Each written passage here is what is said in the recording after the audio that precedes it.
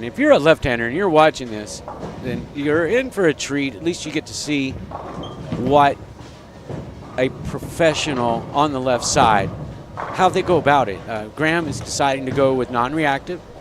He's trying to use that in order to create some sort of right room. He needs some tug area. He's going to get enough revolutions on it. He's going to get this ball to hook quite a bit, so he's not going to have a problem getting it to hit. He just needs something that'll lay down for him when he misses right.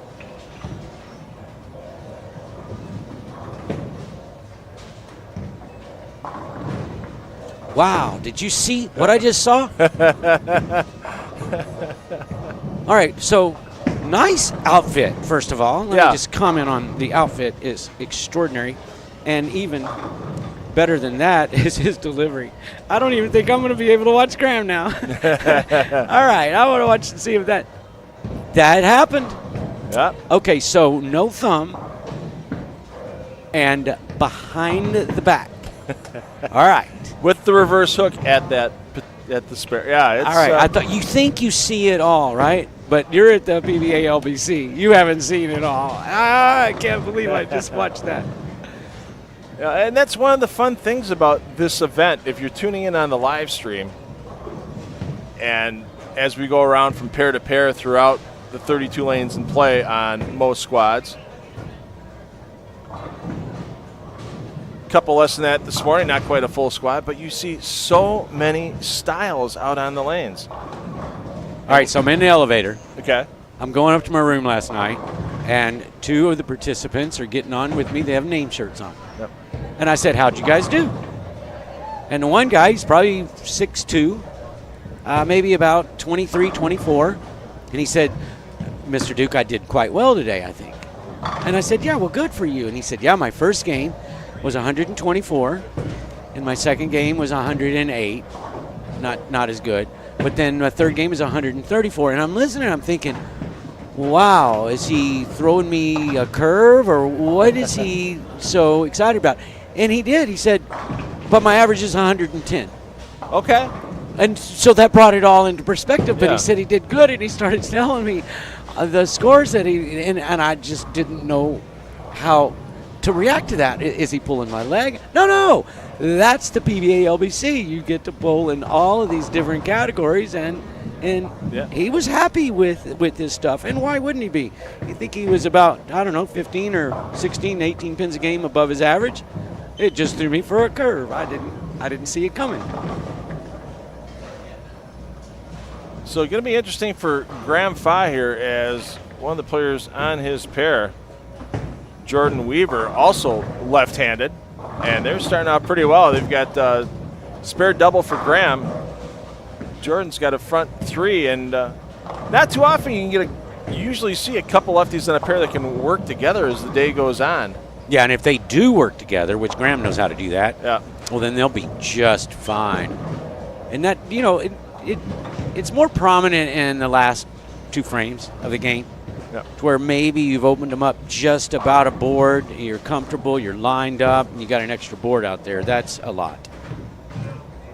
Doesn't seem like a lot, but it is. No, especially early on. I mean, we saw yesterday, first game scores weren't exactly, we didn't see a lot of front bunches in the first game scores, but they opened up a little bit both sides, and all of a sudden games 2, 3, 4, you started to see some bigger scores. You saw 299 yesterday on the opening squad in the second game. And then as things progressed, we saw even a player like Kyle Troop find a little trouble once it got into game 5 and 6, and they'd move pairs.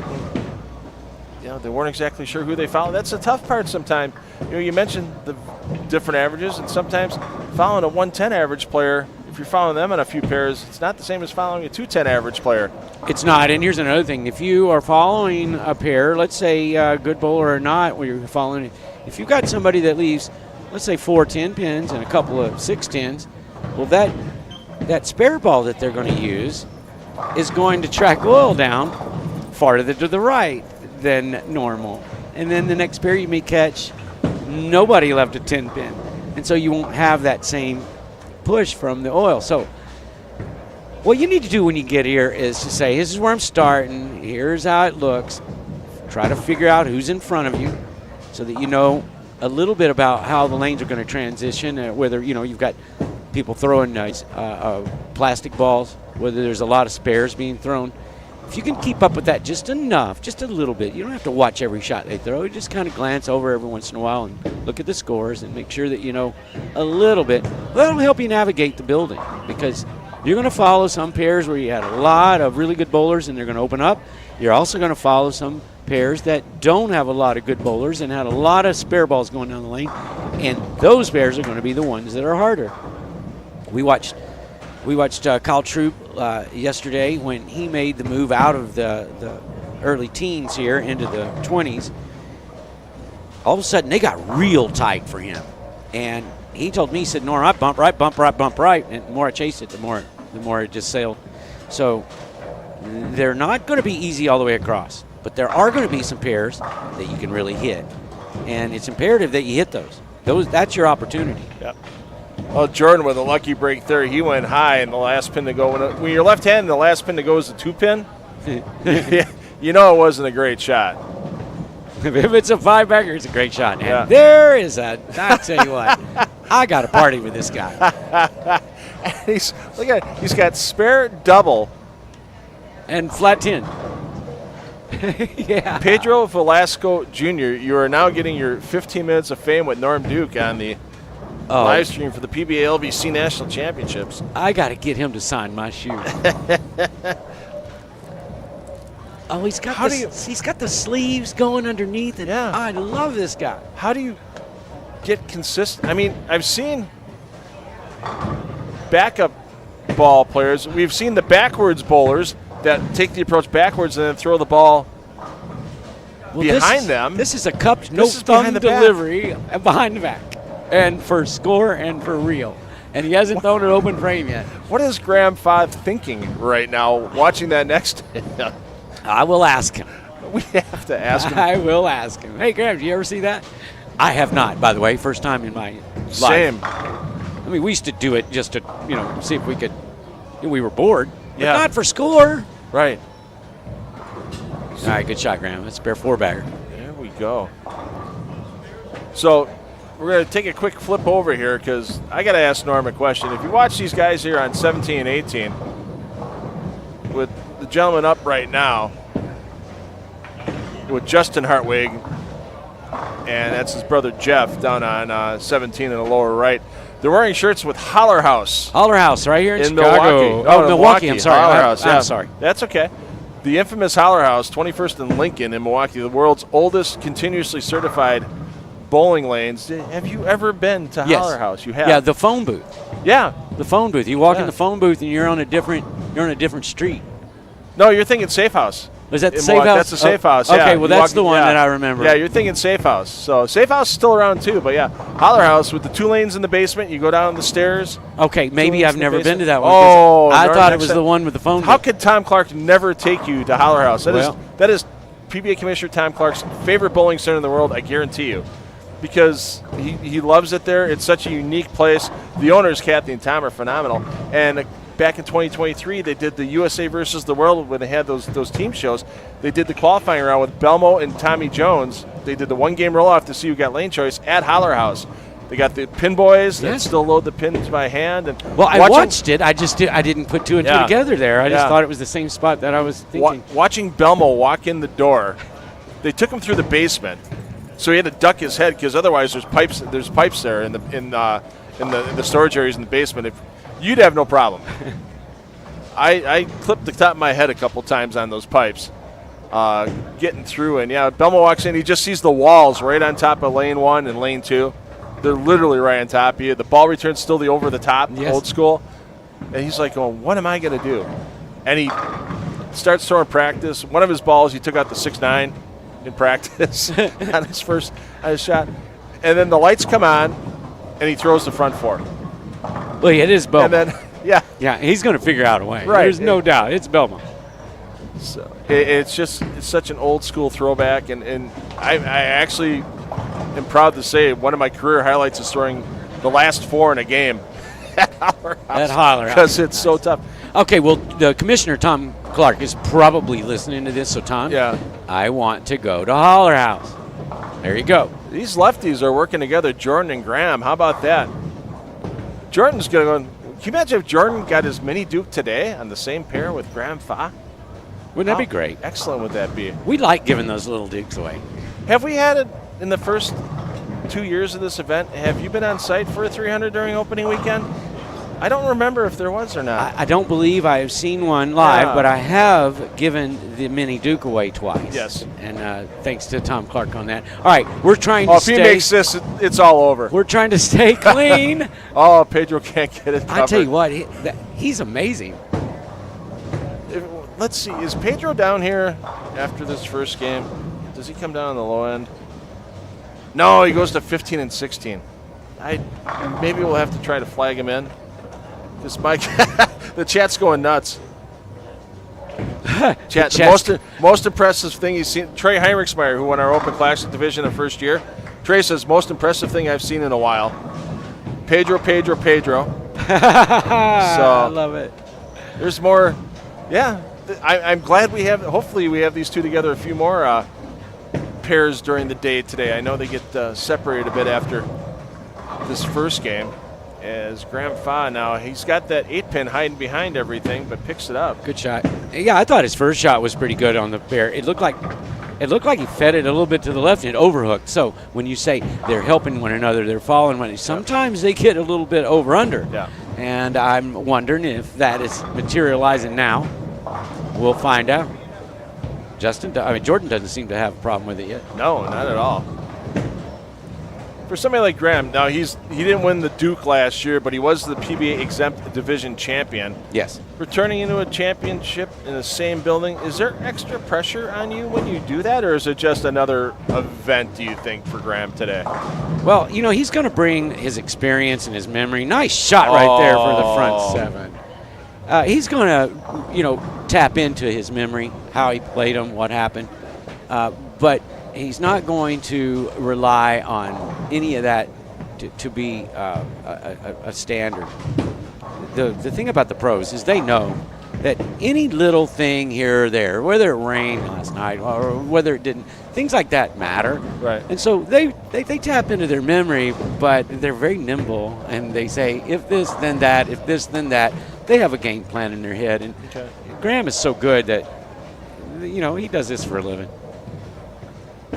We missed Pedro. I was looking at something else. Pedro had a gutter ball. I missed the gutter ball. I saw that. I thought he was going to kick the 10 out for his spare, but Pedro's second open frame in a row. Yes, but at least he didn't lose the count on the gutter. That was on the open frame that he had in prior frame. So looking at his handicap, he probably averages about 185 to 190 with that style. That's incredible. He's getting 24 pins of handicap a game. Do you know how much money I could make just traveling with him? And all of the people that I know that love action games, I could take him and make a fortune. Oh. I'm on the Pedro bandwagon. I got to ask our production assistant, Rogue. Do you know Pedro? Have you seen Pedro before down in? Yeah. No, we may need you to pull him over here so Norm can talk to him after the first game when they move, because he's moving to 15 and 16.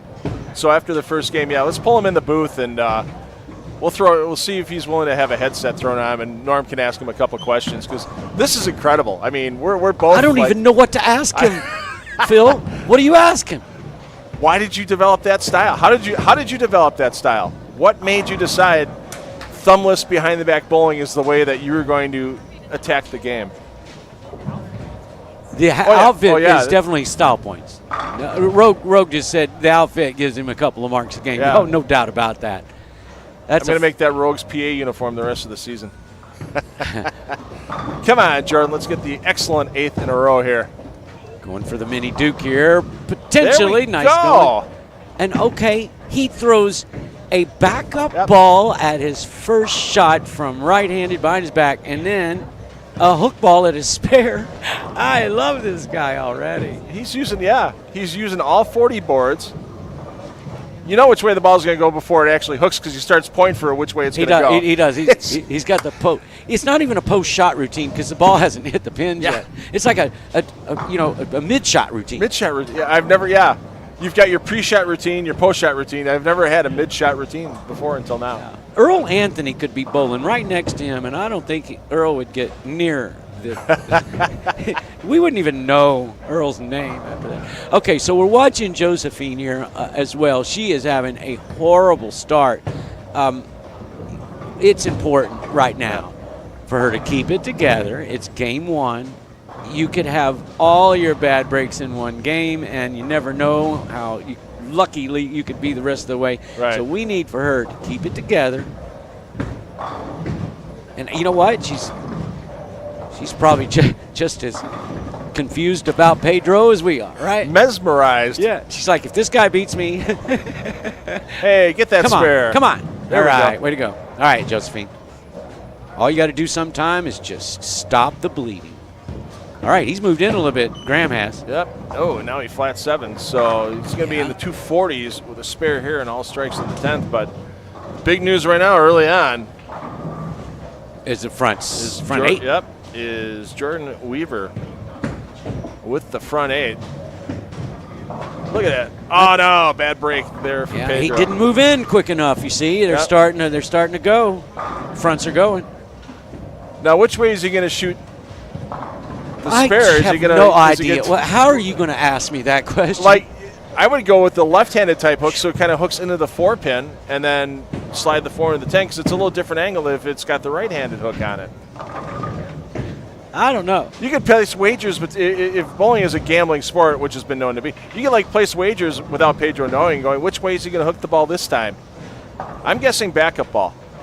I don't think it's right-handed hook. I think it's left-handed hook. Left-handed hook. All right, I'm going with that too. He's watching Jordan left-handed That hook. was a right-handed hook. He's That just is- going for the 9 now. So, different kinds of excitement, because now we have Jordan Weaver looking to get his mini Duke. Yeah, he just got the 9th one there on lane 28. So he'll be stepping up on the left side of your screen in the 10th frame once Graham Fa completes his 10th.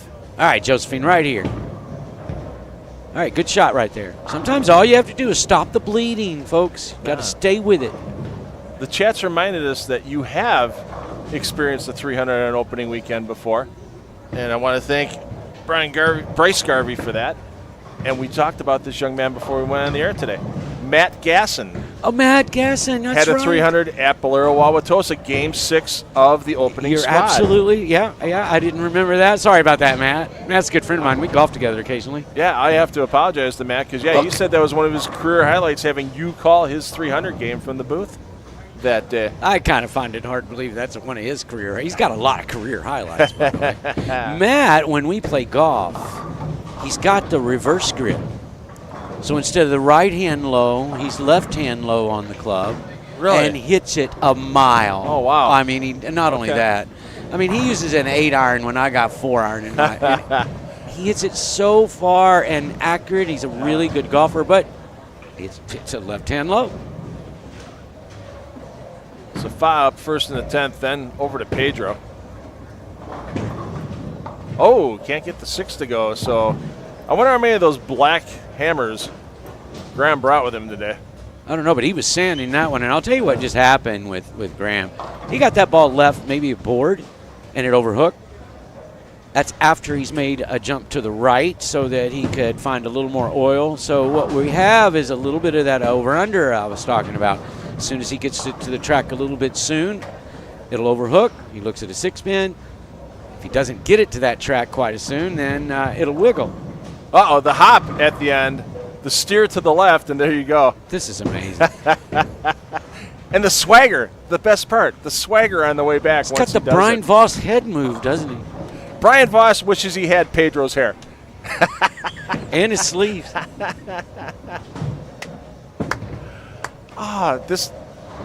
Everybody goes, doesn't being at one place for 7 weekends, they've asked me, like, doesn't it get a little boring and redundant? No, because you never know when you're going to see somebody like Pedro. You never know when you're going to see the personality coming out. And that's not it doesn't have to be the flashy dress and the behind-the-back shot. You see some fun people out here just having a grand Or the old fanny time. pack. Let's don't forget the fanny pack. Now, what do you got in the fanny pack when you bowl? You got a little rosin back? No, don't eat rosin because I don't have a thumb in my ball. Right. All right, do you have your slide? No, I don't have any slide, so I don't slide. Well, do you have like tape? No, I don't have any tape. What do you got in there? right? I got to know. Something tells me it's probably legal in the state of Illinois and illegal in the state of Wisconsin, but that's just my own opinion. He's got gummies in his fanny pack. If it doesn't go well, hey, a couple of red gummies will do. All right, here we go with shot at the mini Duke here. Yep. Jordan Weaver stepping up on the front nine here at Blair Mount Prospect, opening weekend of the PBA LBC National Championships.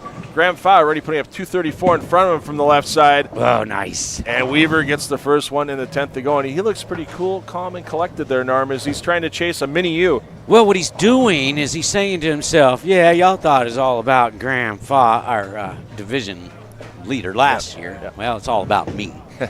That's what I like. So Jordan in the Open Classic division. So we had a total put up yesterday by Connor Pula.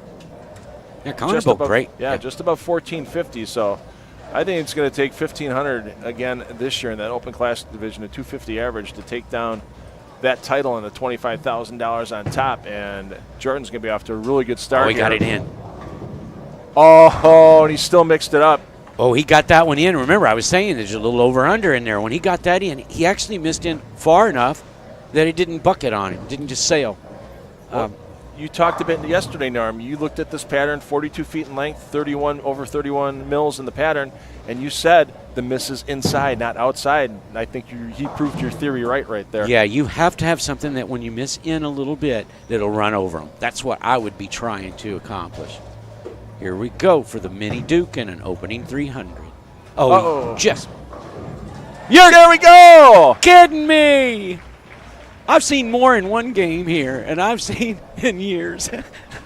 A beautiful finish. I got to go pinch myself here, folks. Well, he's going to go shake Jordan's hand, and we'll be back with Game 2 here from Blair Mount Prospect momentarily. I got to meet this guy. Here we go. Game 2 coming up next.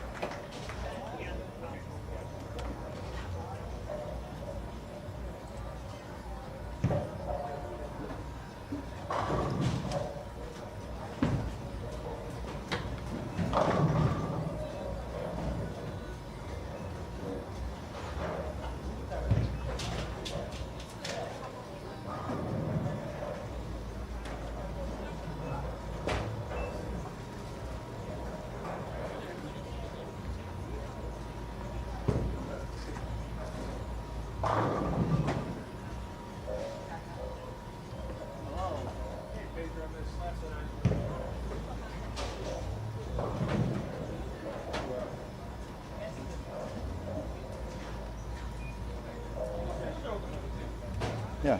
All right, we have Pedro Vasquez Jr. in the booth with us right now. And Pedro, we just watched your first game. Norm Duke was enamored with your style. How did you develop the behind-the-back style? I've seen backward styles, two-handed styles, one-handed styles. I've never seen behind the back. Yeah, well, it all happened about maybe 10, 15 years ago. I just got bored, and I just got bored with the regular method. And I'm like, if I can't bowl a strike 12 different way, or 12 strikes in a row, I could bowl a strike 12 different ways. So that's just one of my many, between the legs, backwards. I could do it pretty much. I'm working on my left hand too. The throw that you saw, yeah. I'm working to go ambidextrous and go with the left hand. So that's coming soon. So we are going to be seeing you bowling with that behind the back style all day long today, then, correct, for all 6 games. Yes, that's awesome. I know Norm Duke's going to stop down and talk to you in a little bit, and just goes to show there's no one way to knock all 10 pins down. And exactly. Norm loves the style too. You're colorful out there. It's a great, it's great to see the personalities like you out here bowling the LBC National Championships. We appreciate you being here. That's how you roll. Yeah, absolutely. So, hey, go throw some more strikes, and we'll hopefully talk to you a little bit more at the end of the day. Thank you. Thanks, Pedro. Appreciate you. Appreciate you.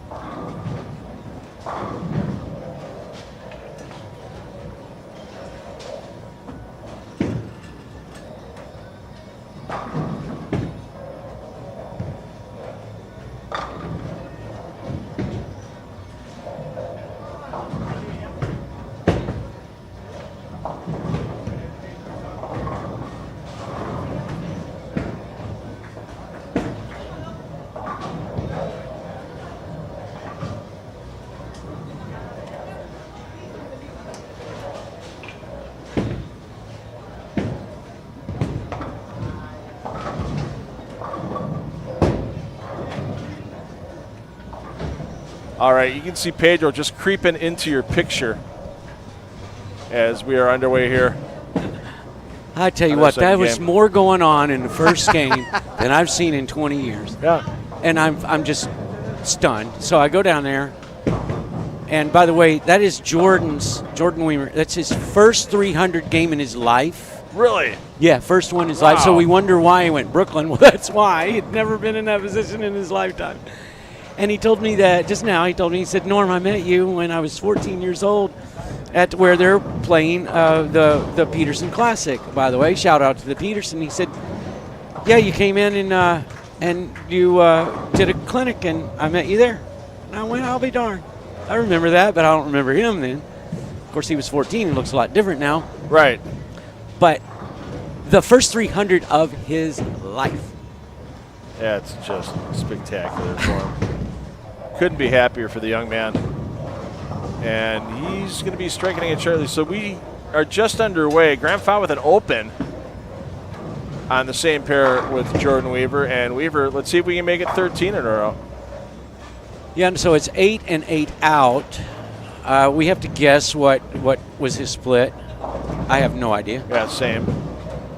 If we knew what the split was, then we could tell you pretty much what Jordan's adjustment would be, because he would adjust off of Graham. Looks like he's a little bit more direct. So here's your deal. You got 10 minutes of practice, both left-handers. That's a full game. Yeah. And then you got both left-handers bowling a full game, so that's 2 games. They make the move to 31 and 32. It's likely there wasn't a left-hander or a backup ball player on that pair, and it's going to be fresh now again. So they're bowling back-to-back games on the fresh. You'd say back-to-back games. Nah, the first one wasn't really fresh because they got 10 minutes of practice each, but it was the first game of the event for them. So tough washout here, 1, 3, and 7. But if he throws it like he threw his 12th ball last game, you should get this covered up. That's what he needs. Come on, get over. Oh, didn't quite get there. Now, how do you keep that particular frame for Jordan becoming the emotional roller coaster and starting a quick slide downhill on the scoreboard? Well, you got to pay attention to what's going on. Like right there, I just noticed that Graham did make probably about a 4-board move to the left, and then he closed his angles down and kept the ball in front of him, as they say, instead of swinging it out. Well, if I'm Jordan, I pay attention to that and say, look, the open out of the gate, same thing as Graham got. Yep. I mean, this is probably not so much their fault, let's say, so to speak. It is their fault, of course. But I would say that he's going to move to the left a little bit, keep the ball at him like that, and here we go. There you go. So I would probably say we missed Graham's first ball, but I would say it probably was a 3-7 for the A count. Yeah, I would say, because that's something he can go far to make. It wasn't a 4-6; he'd have got 9 out. Right. So let's see.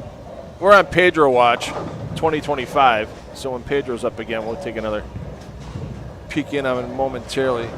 I believe he's on 15 and 16. Now, if you watch the right-handers on this pair, right there, you just saw Dalton make really good shot, and his ball overhooks, and he's looking at a 6-7. As a pro, what I'm seeing here is there were right-handers on this pair beforehand, and they're hooking a little more for the right-handers. There were no left-handers. They're tighter on the left. That is the difference, ladies and gentlemen, in traffic. It's what traffic does. It's a beautiful thing. Let's take a run at this, Dalton.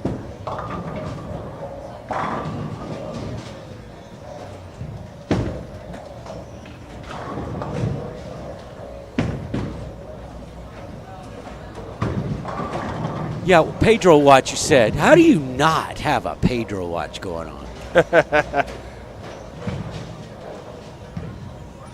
We'll be back on Pedro momentarily. He'll be stepping up in his fourth frame. He's got open and double. I think you could give me 50 attempts, and I don't think I could even keep the ball on the lane, let alone throw a strike. No, and you said that earlier you were talking with Pedro, and he's got all of these other styles that he's working on. Yeah. Like left-handed behind the back. Of course, he's entered in this event right-handed behind the back.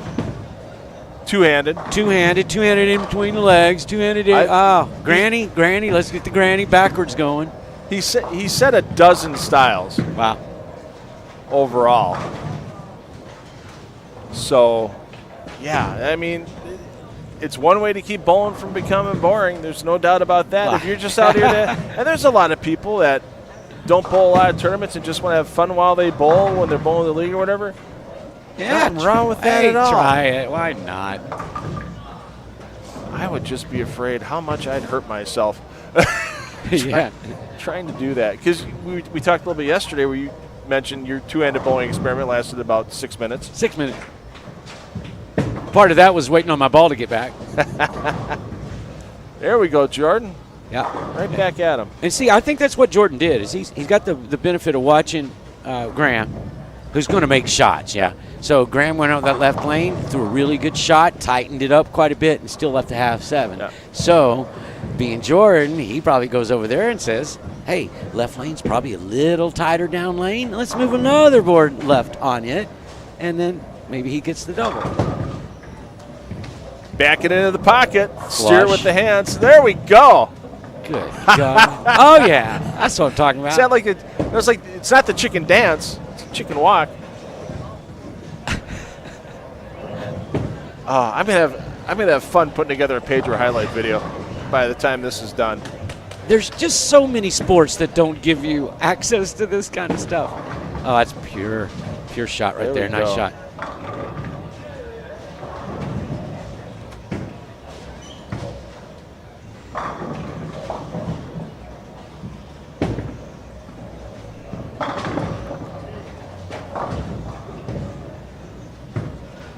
Reminds me of the Joker in Batman when he says, wait till they get a load of me.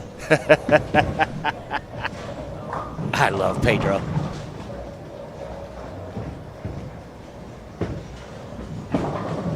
You might ask yourself, now why is it all of a sudden after 100, 500 years, whatever there is in bowling, why all of a sudden is there so many no-thumb deliveries, two-hand deliveries?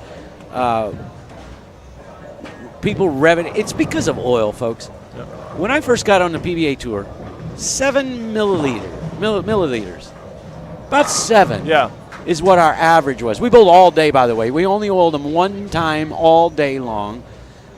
We had 140-something people enter the tournament. All 140 bowled 12 games on that same, and never re-oiled, right? Right. Well, now you have the same amount of entries, but you have all of these bowling balls that, we have 31 milliliters of oil. And that is why you have so many deliveries here trying to get rev rate. Some people really enjoy no thumb, like the old Mike Miller did.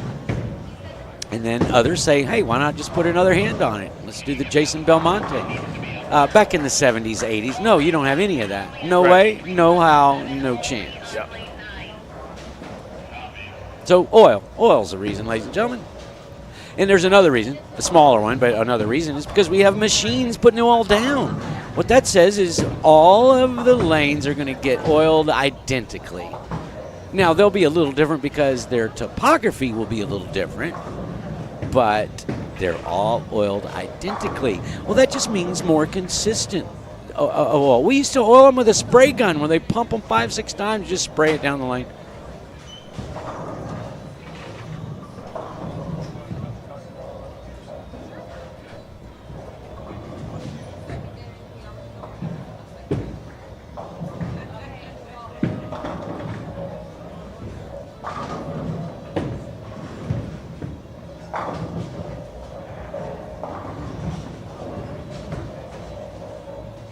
Uh-oh.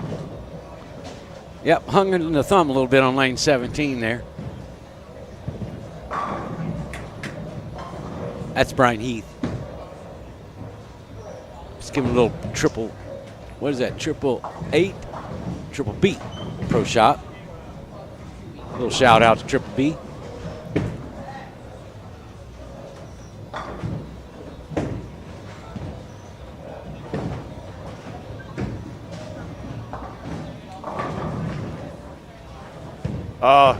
Can we get the 5 in a row for Pedro? It's going Can't to have we to get hold the ham bone with the pig's ear? No, we stuck with the ham bone. And the fanny pack. I'm on this guy. Yeah, I apologize. You were talking to Jordan whether he had his 300 behind with Jordan behind the lanes on there. We had Pedro in the booth, and I did not ask him what was in the fanny pack. I should have asked him. I'll ask him when we're done. What is in the fanny pack? And if there's rosin, we're in trouble. There's no rosin. There's no rosin in that fanny pack. But if you do look at the hat, it does say it's how I roll. Infer with that what you like. So that's a beautiful shot right there, and he's going to leave a 2-pin. Michael here. That was a really good shot. It's clean at the bottom. Seemed to get all the rev in the world on it. I don't know why I didn't make it up. All right, Josephine, watching you right here on lane 15. Come on, girl. Uh-oh, that's going to be wide. I rooted on you in the gutter. Bless your heart.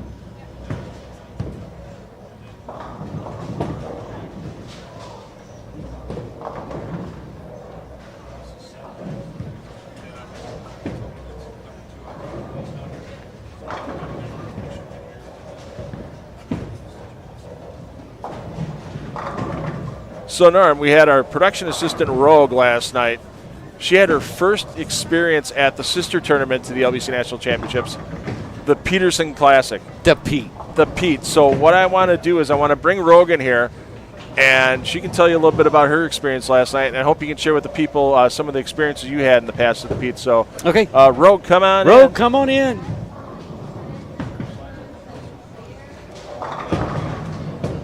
Oh, here we go, Pedro.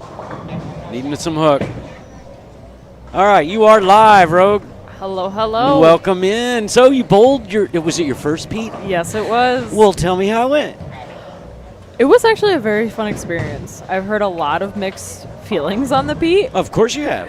And honestly, it was fun just kind of going into a tournament where, yeah, you're allowed 2 balls, but I pretty much decided, I'm just throwing my mix the entire time. Let's have fun. Let's just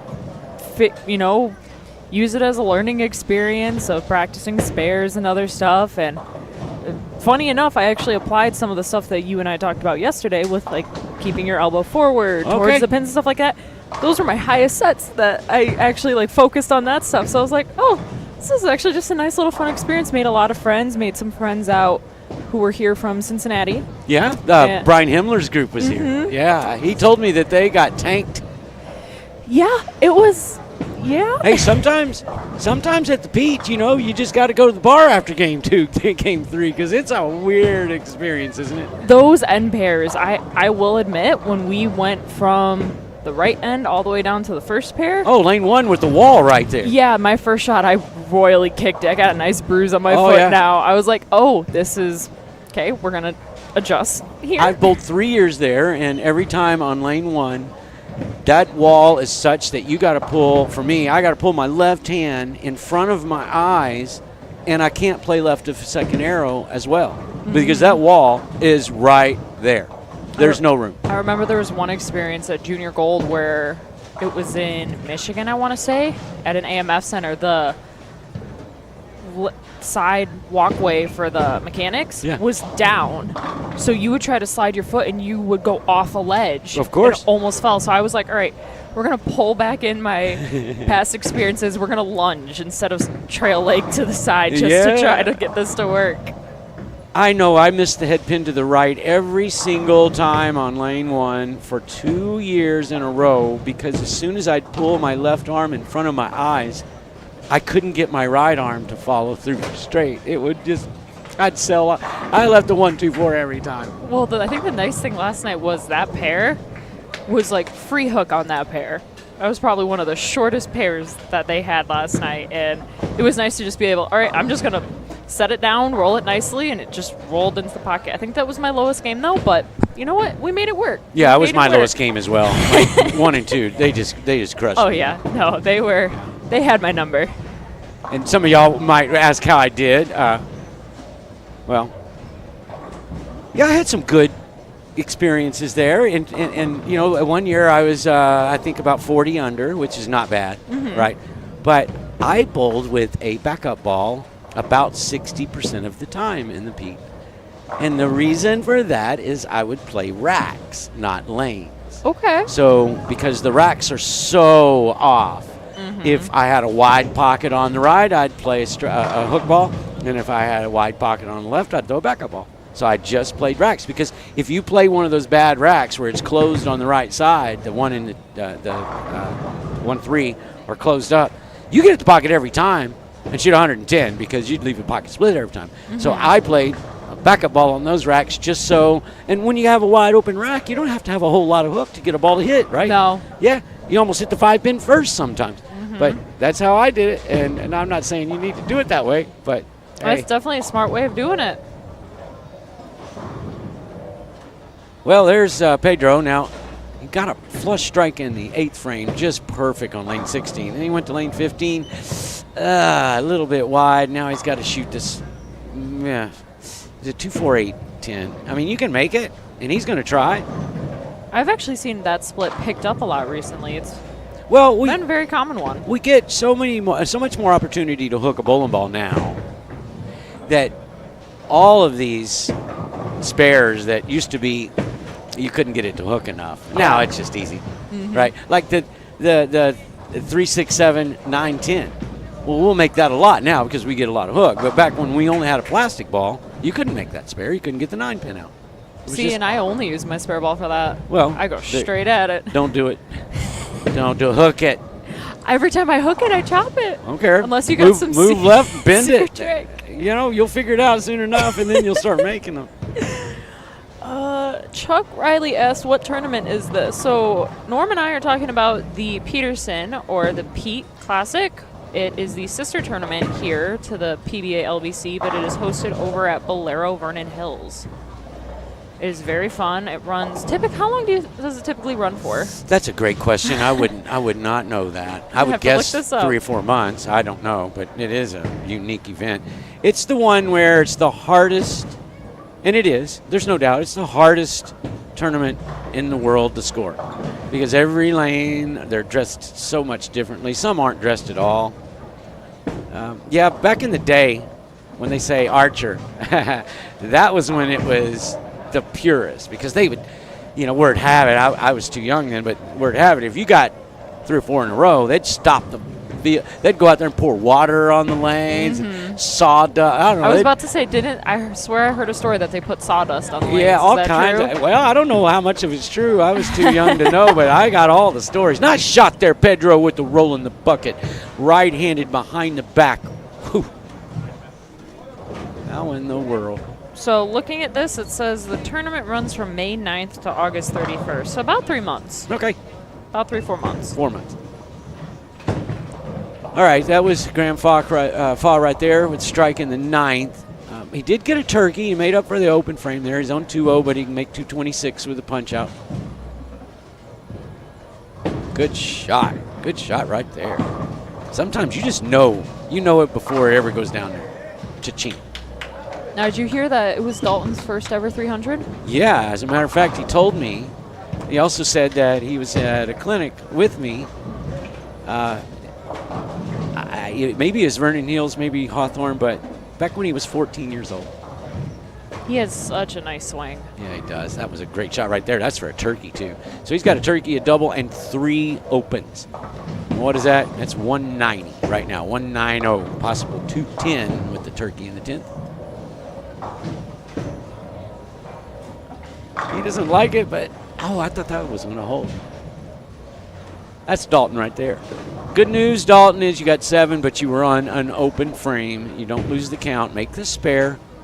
Treat it like it was a flat 10. You can move on. And if you have questions, we have a chat room going on over here. So Chuck said he meant about the tournament that is on right now. So this is the PBA League Bowler Certification. Norm, do you have any insight you want to give on this? We call this the PBA LBC National Championships. There are 6 divisions. We have juniors, women and men, girls and boys. We have women and men. And then we have the classic division, seniors, of course. And I don't know how many make it to the grand finale. I think it's always about 2 or 3. per division. Per division, I think Yeah. it was 3. I think it just also depends on how many people they have for the division that Good year. point. Maybe that's why I'm a little confused with it.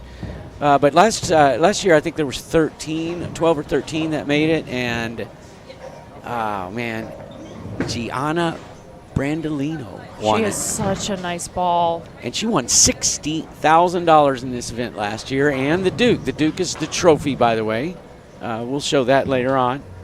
Great trophy design. Yeah, the trophy weighs about 45 pounds. Oh my God, I did not know this. If you want to go and feel what that trophy is heavy. Oh my. And Gianna just took it and put it above her head and just marched the whole place. And I thought, that is a heavy trophy. Good for her. But yeah, we are in Mount Prospect, Illinois right now. Yep. At Bolero. This is where the tournament lasts 6 weekends. And should you make it to the finale last season, it was at the infamous Portland, Maine. Oh my God, we love it there. I'm not sure if the finale is there this year or not. I don't know. I should know that, but I don't.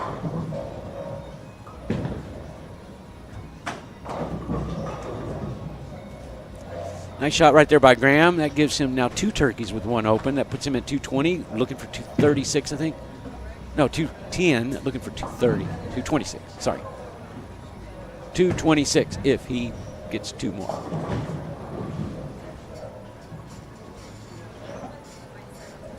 Now, Graham is our winner from the PBA exempt last year, correct?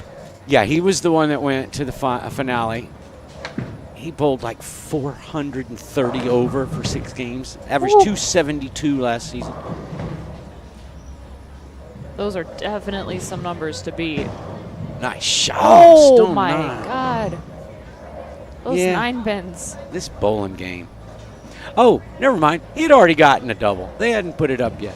So that only cost him 1 pin. We'll live through that. Still just hurts the soul a little. And then Jordan, of course, he's the guy who opened up at 300. First 300 in his entire life. Opens up with it at the PBA LBC. God, I love this tournament. It's a big shot for him because he's got 3 opens. He does have a turkey and a double, but that only makes up for 2 of them. Big couple of shots here.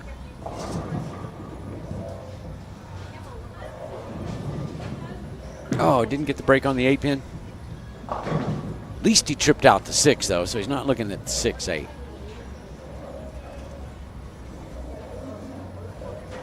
Should he spare and get a strike, that's 189 for him. That's still plus 89 after 2. All right, Dalton here. Nice swing he's got, too. Good shot. Nice carry. He's like, where was that whole game, you know? I ask myself that so much. Me too. All right, good shot at the spare. Oh, goodness gracious. Wow. I thought he was using a spare ball there. Maybe not. No, it doesn't That one look hooked like it hooked a lot more than a spare ball. Yeah. Well, Norm, thank you for being on with us this week. Oh, it's a pleasure to be here. Thank you for being here this weekend. Rogue, this has been a blast. It has been a blast. This has been a great opening weekend for this tournament. We've seen a lot of different bowlers. We've seen a lot of different scores. We got to see another 300 in an opening weekend. Yeah. And keep in mind, folks, when you come in and you bowl the PBA LBC, the Pete is going on within 20. It's about a 20-minute drive. You can get both tournaments in, and it will be completely different. Mm-hmm. One of them, you're trying to average about 220, 230 if you're scratch, maybe even a little more. And one of them, you're trying to average about 185. And it's a blast. If you pull all this together in one weekend, you'll just have a blast. Makes for a lot of memories, a lot of good memories. Yeah. And then you'll probably have a beer right after the Pete, because that's a tough one. Yeah, but it's fun. It is fun. So we will be right back shortly, coming up for Game 3.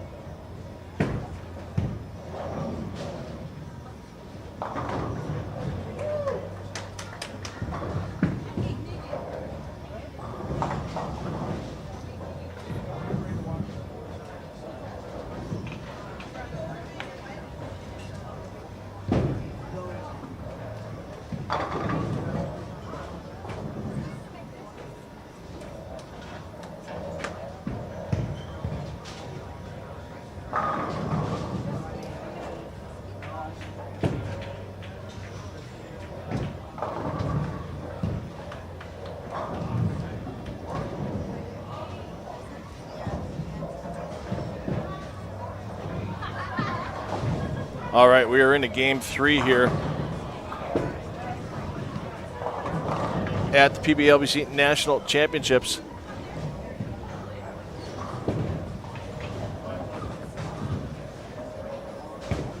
And glad everyone's joined us this morning here on the PBA YouTube channel from the main feed. You have all the pair feeds in play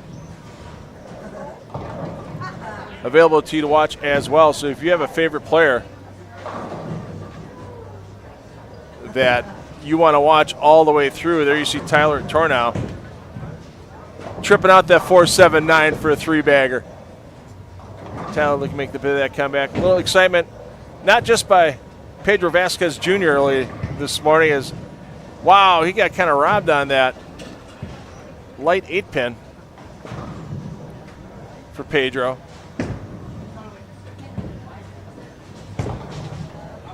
But opening up this squad, Jordan Weaver wins the first mini Duke of the 2025 PBA LBC National Championships for his perfect game in the opening game. On the same pair with their defending PBA Elite champion, Graham Fa. We'll peek in on them momentarily, as they're scheduled to start on lanes 15 and 16 momentarily.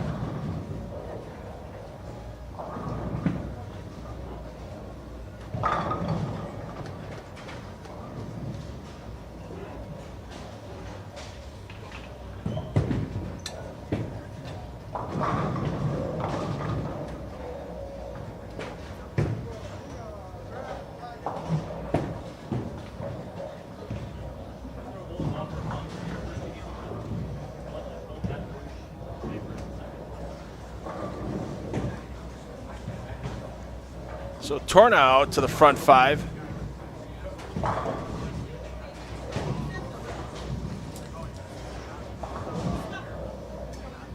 Corey Jumper looking to match here on 5 and 6 here in game 3, and that's not going to happen for Jumper as the washout left going wide.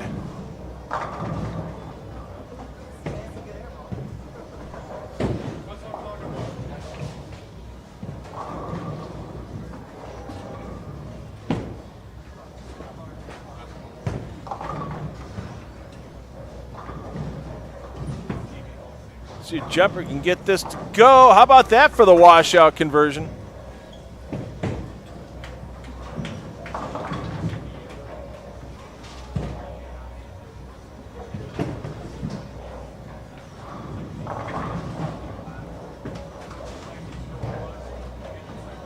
How about Brantley getting a little fire going in the boys' handicap division? He's about even after 2 games with his handicap, 404 for his total.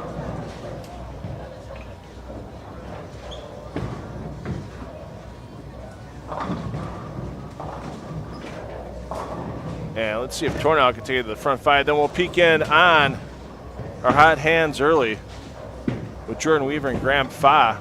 Fa sitting at 459 after 2. Unfortunately for Weaver, a couple late opens in game 2 drops him back to a 477 total after perfection in game 1.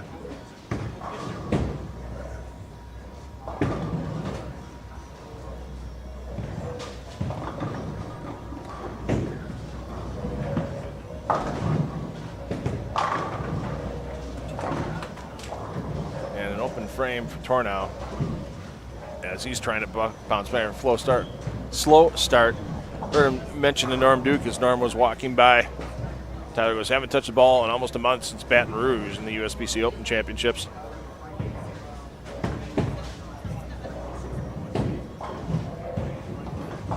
I'll tell you what, Pedro at plus 11. After 2, watch that hook in. Is that Messer going to take the 10? No, it doesn't.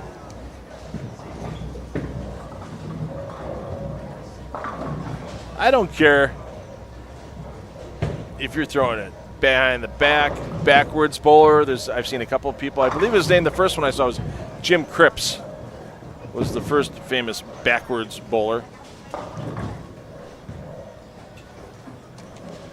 Seen a couple other people do that as well. 2-handed, 1-handed. Look at that, shaking it over, takes it down. To be able to average in the high 180s, low 190s with that style, man, it's just fun to watch.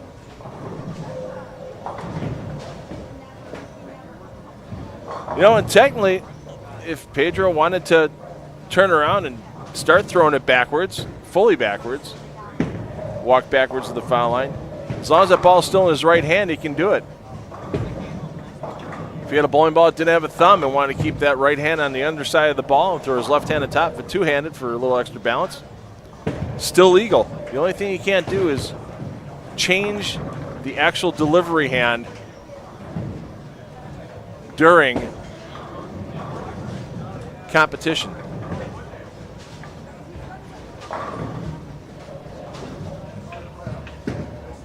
Tornow to the foul line, trying to bounce back off the washout. Yes, he does.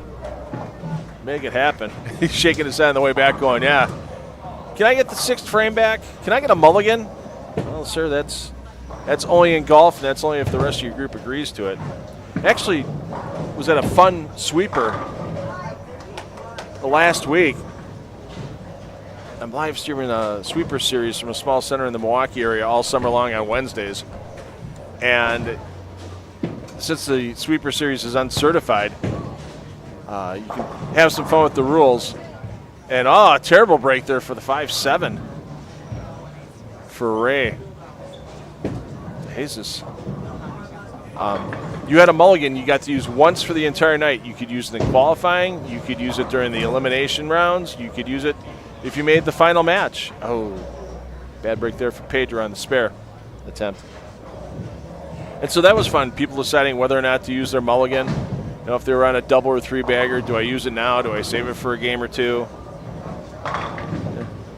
It was pretty neat to see that.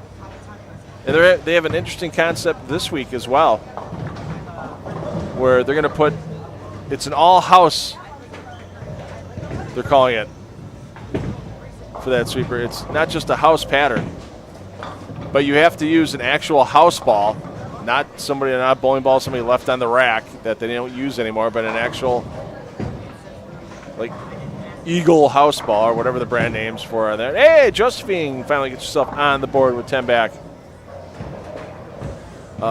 yeah, you get to use that house ball and in the 5th frame of each game. So that'd be pretty fun if somebody shot 300. I know there's some bonus money involved this week too. So, I mean, that's the thing with bowling. Yes, there's players like Norm Duke that are bowled tournament competition for 40 years, had their action matches for thousands of dollars at a time, all that stuff. At the highest level of the sport, it is a sport, but for some of us, it's fun and recreation, and it doesn't have to always be dog eat dog, killer be killed. Ray's just not catching breaks now. And to see some personalities like Pedro, to see somebody shoot their first 300 ever, like Jordan Weaver, I mean, that's part of the fun here at the LBC National Championships. Yes, there's a lot of money on the line. Yes, you could get your chance to advance to the PBA LBC National Championships Clash for even more money. But just the fun social aspect of this tournament, you can be paired up with your family and friends if you want to bowl on the same pair of lanes. We see that. You know, we saw the Holler House shirts in Game 1 with the Harwigs. You know, you can be paired up with people that you know to have your tournament experience. If you want to have a beverage or two of the adult variety while you bowl this event, you're more than welcome to have it. They actually have some drink specials as well for the LBC bowlers. Domestic bottles, all domestic bottles are $3 a bottle. So it's not too late to sign up. PBA.com/LBC tournament. And with all the money that's guaranteed, $25,000 to the Open Classic division, $5,000 in the Women's Classic, Senior Classic, Men's Handicap, Women's Handicap divisions. And even for a young bowler like Brentley Cameron, you see on 5 and 6, there's $2,500 in scholarship money up for grabs for the Boys Handicap and Girls Handicap divisions, and every division winner will advance to the PBA LBC National Championships Clash. Date, time, and place TBD for a chance at even more money or scholarship money, depending on the category you're in.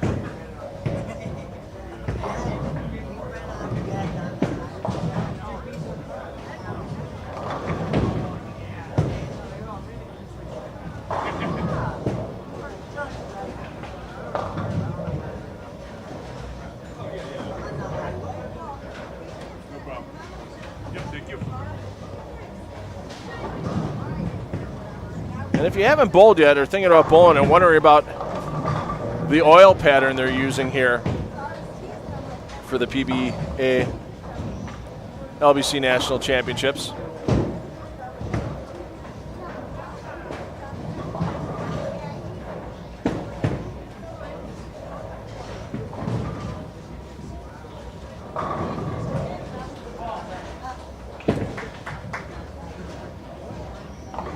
and what goes into designing an oil pattern. We're going to talk to our PBA LBC National Championships tournament manager.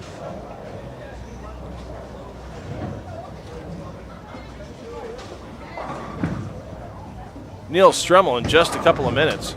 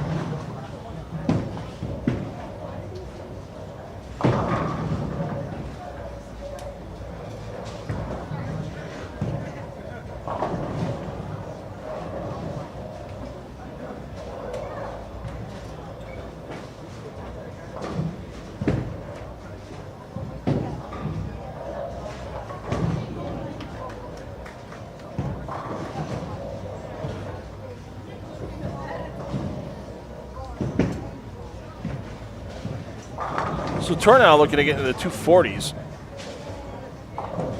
Another strike here. Let's get down.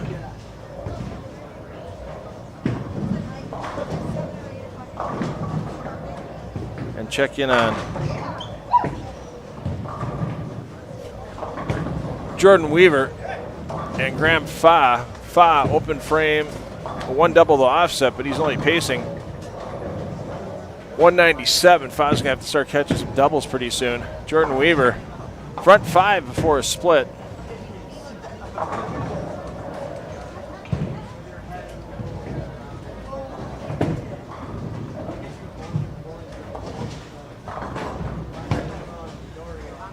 Let's see if Weaver can get back around to striking.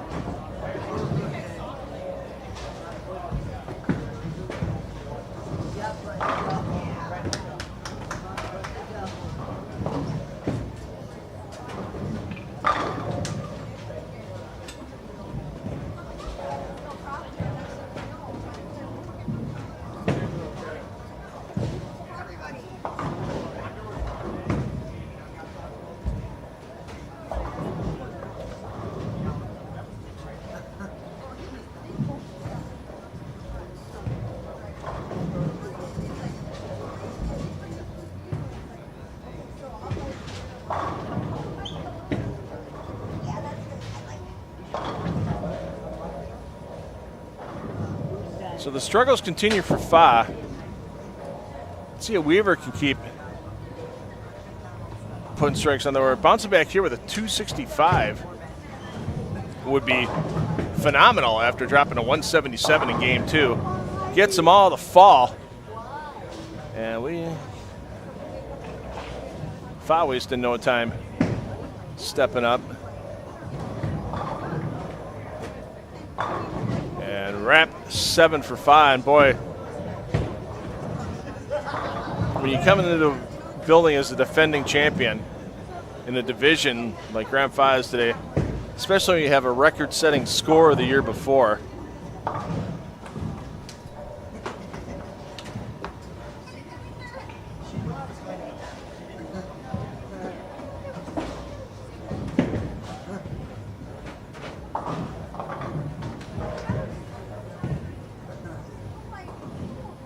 got to be a little extra pressure on it. We'll talk to Graham after it's done. You'll find it on the PBA LBC Facebook page in the next day or two after we talk to Graham once this is done, get his opinions on what worked and what didn't work on the lanes for him today. We talked a little bit to Kyle Troop yesterday and his lovely fiancee Brianna Stewart. Kyle had things working other in one game, got him moved pairs, but he really enjoyed the event. Shot a good score, shot about 1,400, averaged about 233. But the best part for him was bowling with his fiance and their son on the same pair. Wow, that's a bit unusual there for Weaver as the light 6-7 rears its Sunday head.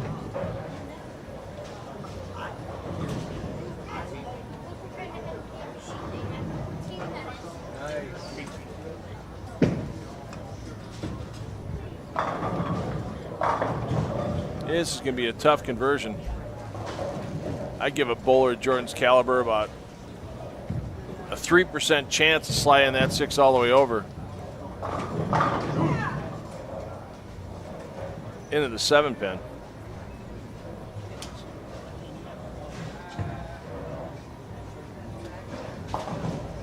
Yeah, not going to happen.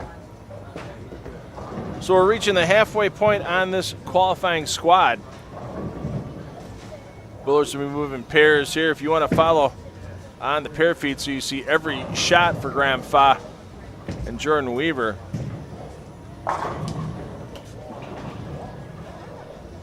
They're going to be moving down to lanes 5 and 6 after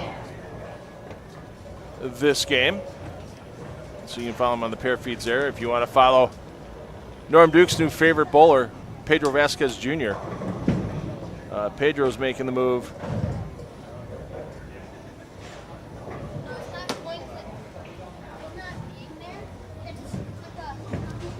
From lanes 3 and 4 down to lanes 9 and 10. And we got a big finish here for young player. And Zach rolls it. So we'll keep an eye on Zach too, because that brings his total up to 749 for Zack Benz. Zach's going to be moving down to 17 and 18 in game 4. So we'll start there. Graham's coming off that pair. Zach's starting on that pair. And we'll see if Zack Benz can keep making a charge towards the lead in his division. We'll also have Neil Stremlin talking about this PBA LBC National Championships oil pattern and how it was designed. And we'll ask him some questions because there's a lot of new fans of Pedro Vasquez today. We'll ask him about Pedro's unique delivery and what modifications Pedro could make to it during this tournament competition. So that'll be coming up next as well.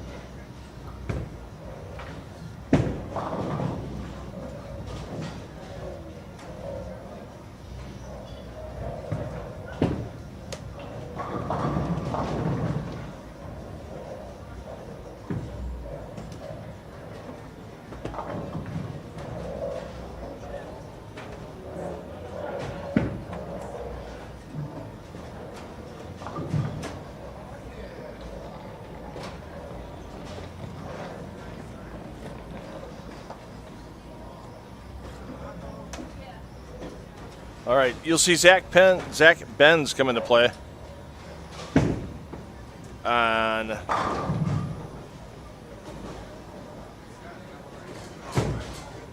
(17 and 18).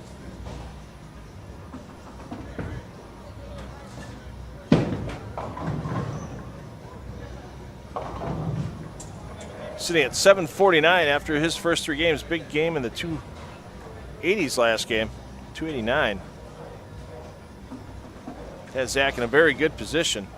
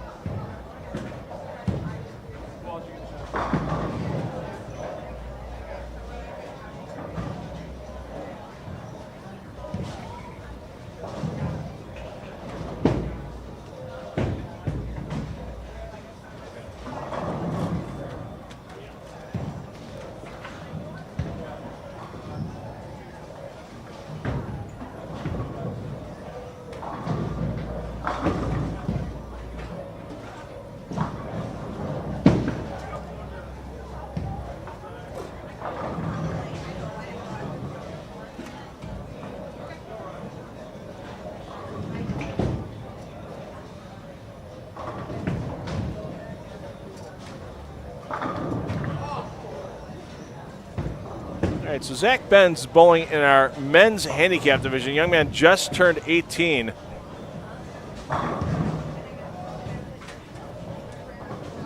Last year, so almost in the boys handicap division, didn't quite make the cut. And with that 749, with his handicap after 3, he's making a good run towards an early lead in the men's handicap division.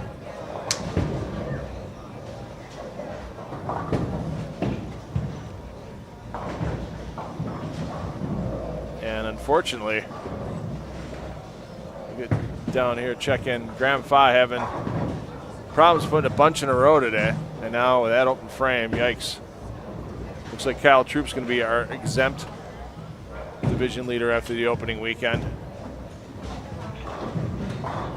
And the man who shot 300 in game 1 followed up at 177, 208, and now running into some struggles here, having to shoot the 2-4, 6-7, 10.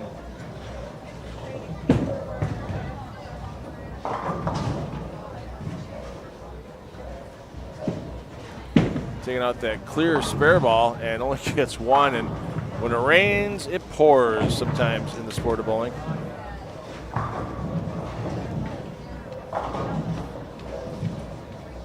Hey, David, thanks to the PBA for having the, I'm going to say, the smarts to live stream every frame, every game, every pair, every round, so every player can be watched throughout this tournament. I'm sure there are plenty of players watching.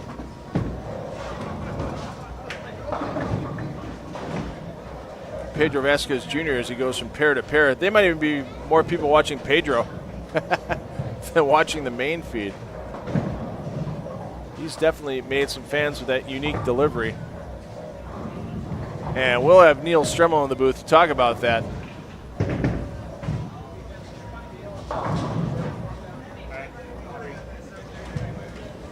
And he'll also talk about how this PBA LBC National Championships pattern was designed and what it takes to come up with, I hate to use the term fair and equitable, but something that doesn't favor a particular style, a particular side of the lane, a particular ball speed, a particular rev rate. I'm sure there's a lot of work that goes into making that happen.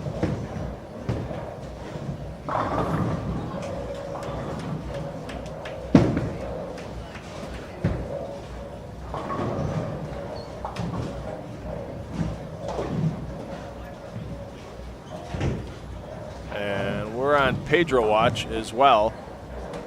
So after Nathan tries to convert this 10 pin and does.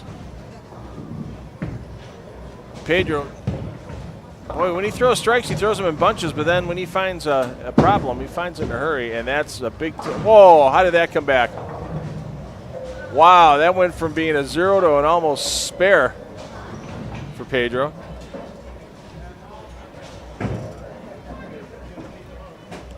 And now Weaver with a 3-pin miss in the third frame. Weaver really starting to find some problems here.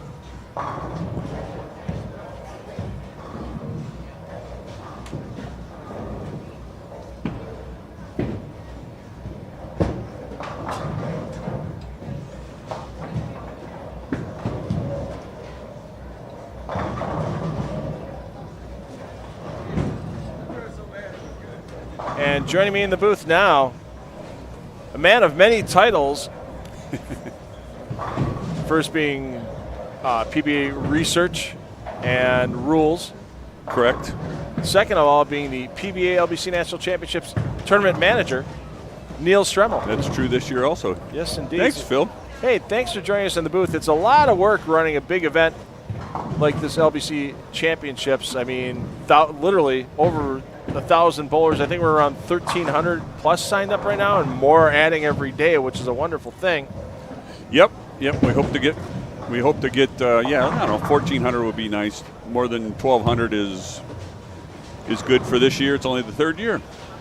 Now, normally I would want to talk to you exclusively about what it takes to design the PBA LBC National Championships oil pattern, but we got to talk about this right here, because there's been some questions in the chat about the unique style of Pedro Velasco Jr.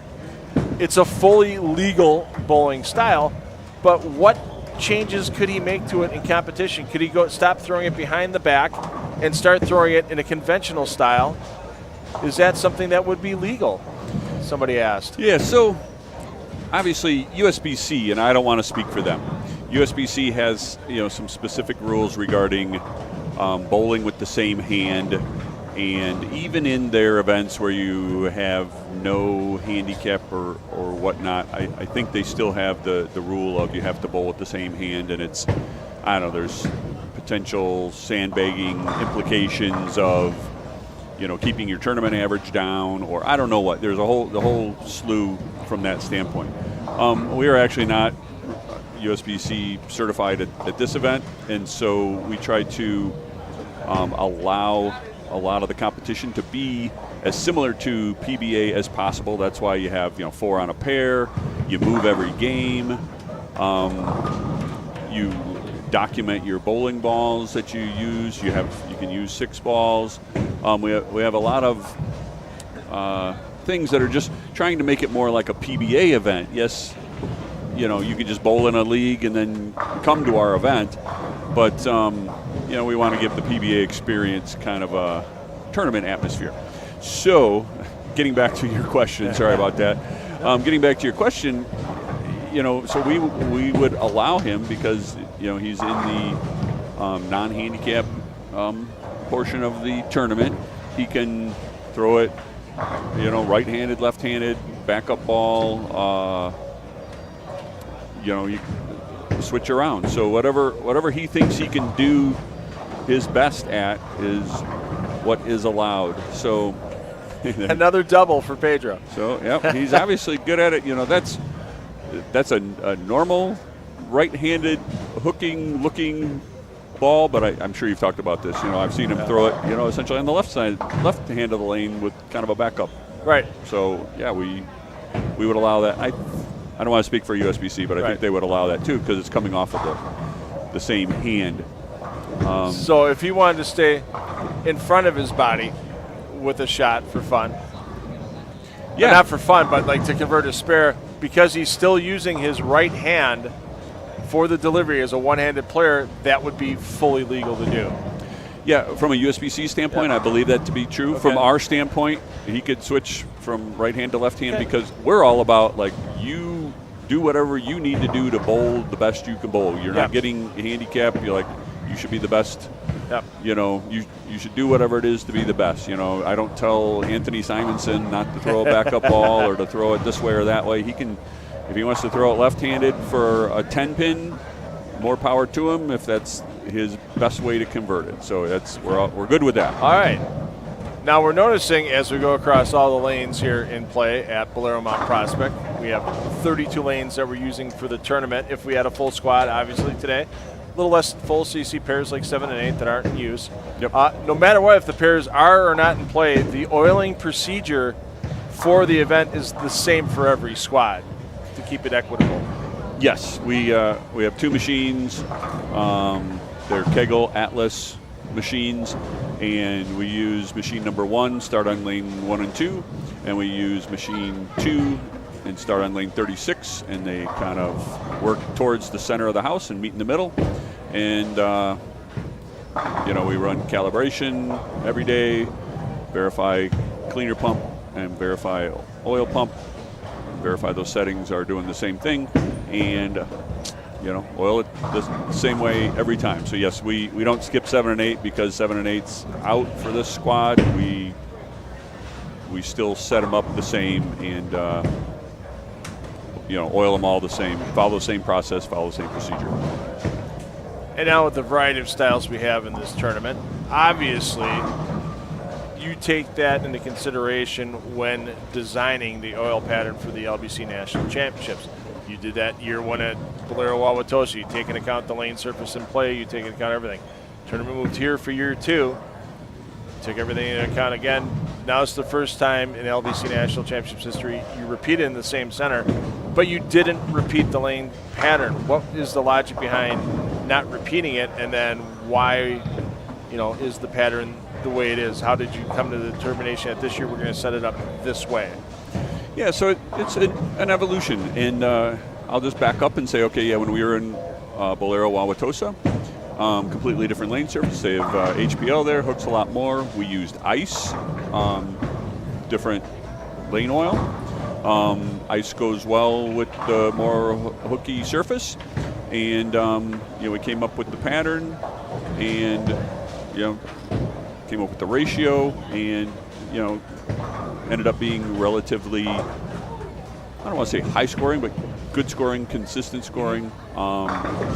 It was about 5-1 that first year, and so when we came here for year two, now you have a completely different surface, so we tweaked the pattern a bit, and actually that ratio came down just a skosh. But then we also, the big difference was we went to fire, and it was 43 feet last year with fire oil, and because this is the DBA surface, like an Old Brunswick surface, and so by going to fire, that kind of allows a little more friction to happen, and gets us back to a similar place from year one. And we had some data and some information on scoring, so we took those steps, and then so now we're going to be here again.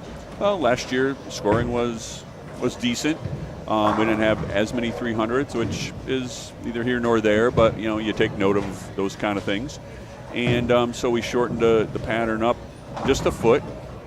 One to allow bowlers to see a little bit more hook. Our ratio is similar. It's just under 5-1. It's 4.66 on the right and 4.3 something on the left. Yep. And you're bowling 6 games, so you need a little bit of a asymmetrical pattern to kind of handle 6 games and moving across 6 pairs. So I don't know if that fully answers your question, but that was kind of the evolution of it, and that's why we did what we did. We still stuck with fire oil for this year and just went a foot shorter. And we've already seen a 300. We had a 299 yesterday, so scoring is definitely not out of the realm. It's not a very, very difficult shot. But it's not a house shot. It's not a 6-1, 8-1, 12-1.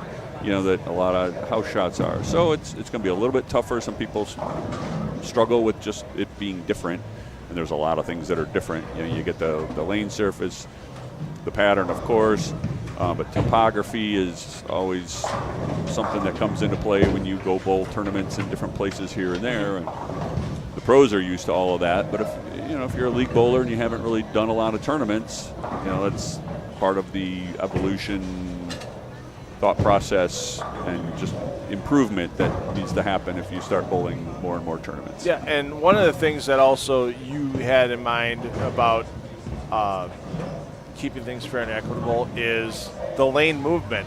Usually you go to a PBA event, and if they don't have pairs in play, they're usually concentrated on the outside and in the middle. Today we have some pairs in play like 7 and 8, 13 and 14. They're not kind of bunched together and everything like that, so people might be going, why do they only have certain pairs not in play for a squad and they keep other pairs in play for every squad? I would think there has to be some type of logic behind that. You guys aren't just picking lanes out of a hat going, hey, we're not going to use this squad, or now we're not going to use that squad. Yeah, very good question. So that gets into a little bit more of the details. And we had this event here last year, so I'm able to evaluate the overall scoring of every pair in the house. We also had a PBA event here, not this year, but last year, and so that was the initial data and information I used to take a look at which pairs we would take out. And you want to keep it consistent, fair, and equitable for everybody. So if you take out all high-scoring pairs or all low-scoring pairs, if you bowl on a small squad, you don't bowl on pairs that might be high or low scoring. So you kind of mix it up. You take out, if you're going to do high or low scoring, you make sure you do both, or you try to pick pairs. Honestly, you try to pick pairs that are kind of in the middle, and that allows the overall scoring pace to kind of remain the same, if that makes sense. I don't know if I explained that well enough. I think it does. It's just a matter of, you can chart out what pairs are higher scoring, what pairs are lower scoring, and then you can make sure that people aren't hitting all high scoring pairs. Great conversion there. And other people are hitting all low scoring pairs. There's a method of the madness where there's statistics and what is it? Statistics, true statistics, and flat out lies. Or I forgot the Mark Twain quote by now, but statistics can only carry you so far, and then in order to help balance out the statistics, you're making sure that there's no outliers, there's no way highs, no way lows, and everybody gets their chance for. Even though there might be a high and a low, everything balances out towards a mean. Yeah, logic and common sense has to kick in, and I'm a big supporter of that. I'm an engineer, and I get into the statistics and Six Sigma, et cetera, quite a bit when I'm looking at stuff. But also, if the overall average of the house last year was exactly 200, if I'm going to take out pairs, they're going to be pairs that are close to 200. But then, if that means I'm taking out 5 pairs in a row, well, logic and common sense says, okay, statistically maybe that's the right thing to do, but logically that's not the right thing to do. So then you start, making logical, intelligent choices to kind of mix it up so that you have, pairs together and then a pair off and then pairs together, so that it's not, one pair in the middle of, 4 pairs that are not being used. So hopefully that all makes sense. Yeah, absolutely. So it's nice to see that, when somebody comes here to the PBA LBC National Championships, they know they're walking into something where you're doing everything you can to make it fair for the PBA elite player like Graham Fa and somebody that's a 110 average player that's bowling their first tournament as a youth player. They're both walking into a level playing field, and that's really what counts. A lot of other tournaments can't guarantee that. It's, especially if you go in a tournament, hey, you're bowling all 3 games or all 3 games on the same pair. Yeah. Well, is it one of the highest scoring pairs in the house or one of the lowest, one of the tougher pairs in the house, one of the lower scoring overall pairs? Sure, low scoring pairs, the right people on it can be high scoring for whatever. But odds are they're going to play the way they play as statistics draw them out over time. Yeah, exactly. It might be a high-scoring pair for right-handers, or a high-scoring pair for somebody who plays deep, or somebody who plays out, or a high-scoring pair for lefties, but not right. Yeah. So when you go bowl most tournaments, and there's nothing wrong with this. It's not that it's not fair. It's just is what it is. And so, you enter this tournament, you bowl on one pair, and you get what you get. It wasn't like somebody purposely put you on this pair because you're right-handed or left-handed or deep or play out or whatever. It just happens. Well, in our case, we're going for 7 weeks. We got at least 3 or more squads per weekend, and we're just going to have a lot of variety going on. And so we want to make sure that people come in knowing they have a fair shake and are going to walk out going, yeah, that was fair, or I had my chance, or I did bowl good, etc. Right. So one guy that's not going to say I bowled good today, and he'll be the first one to admit, it's going to be Graham Fa not having the day he had last year, and not a way he wants to finish up this 4th game. He's still got 2 to go. Oh. And that's a tough conversion, 4 split. So definitely not going to be our repeat in the PBA Elite Division. But Neil, thanks for a little bit of your time this morning. No problem. Afternoon now. We're in the afternoon. And if you get questions about the PBA LBC National Championships when you're down here before your squad starts or anything, find Neil. You'll see him in the sport coat, and he'll be answer any questions you might have about the oil pattern, the tournament format, any of that stuff. Neil's pretty open about that. So. Yep. Anything you need, any questions, and then if you get something while I'm gone, let me know and I can come back. Yeah, sounds good. Thanks, Neil. We'll be back with Game 5 momentarily. Thank you.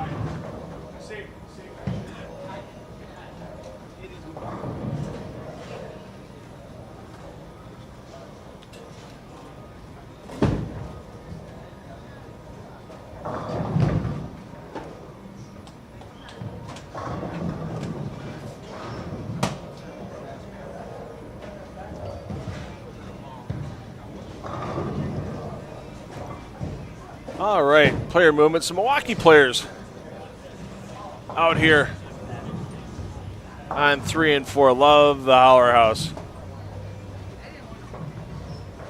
We've got John Donahue, Jeff Hartwig, Justin Hartwig,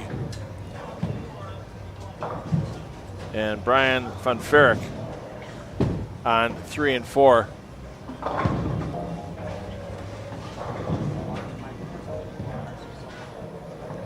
On 5 and 6, we have Jeremy West, Dylan West, Will Clark, and Britt Bartholomew.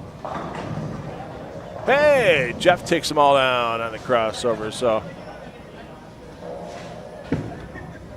all players on 3 and 4, I believe they're all in the men's handicap division. I know that Jeff and Justin and John are. I'm not sure about Brian.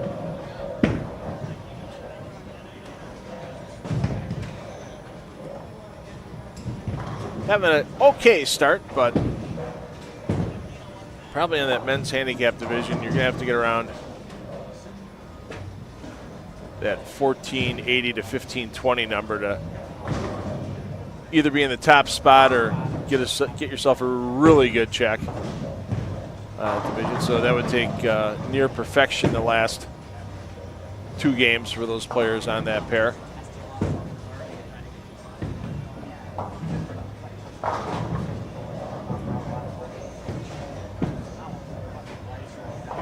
We'll take a peek in momentarily on Zack Benz. He was near the top of the standings after 4 for our men's handicap division, on pace to take over the lead, but of course being on pace after 4 games and $5 will get you a biggie bag at Wendy's. Heck, I can go to a Wendy's and get a biggie bag for $5, so being the lead after 4 ain't worth much. You got to finish it off with those last 2 games.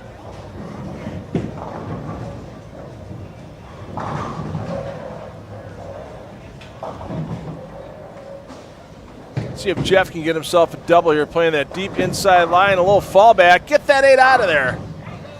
Got robbed. That would have carried at the Holler House. That would have carried on lane 1 there. So Zack Benz sitting at 9:59. So Ben's on pace to take over the lead in that men's handicap division. Another peek at Pedro. He's in 21 and 22. For those of you that want to follow him on every shot, we have every pair in play, streaming the PBA YouTube channel. Every ball, every frame, every game, every pair, every squad. This PBA LBC National Championships going to YouTube.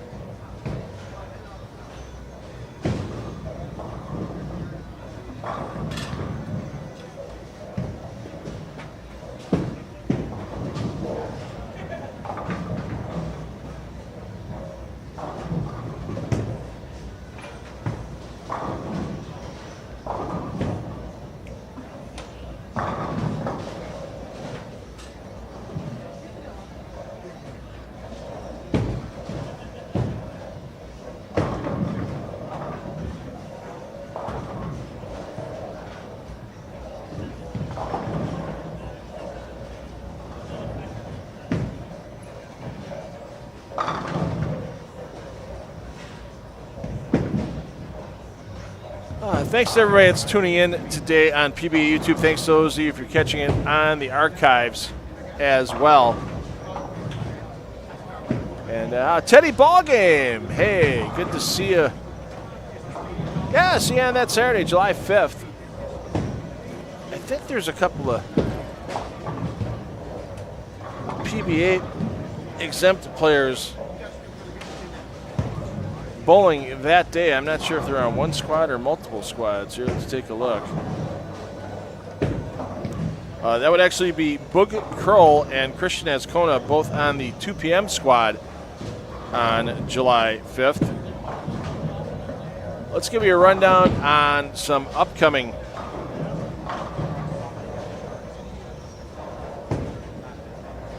appearances of the 2025 PBA exempt pros here at the PBA LBC National Championships. We saw Kyle Tripp yesterday. We're looking at Graham Fa today. We'll peek in on Fa momentarily. If you want to watch him right now, he's on lanes 17 and 18. No exempt players next weekend on June 7th and 8th. On Saturday, June 14th, we will have Matt Sanders and Justin Knowles. A couple more lefties making appearances here at Bolero Mount Prospect. They'll be on the 2 p.m. squad that day. Remember, that weekend is just a single day of tournament action. No action here from Bolero Mount Prospect on Father's Day, June 15th. If you're looking to sign up for this PBA LBC National Championships, you still have time to get that entry in and get your chance at the Duke.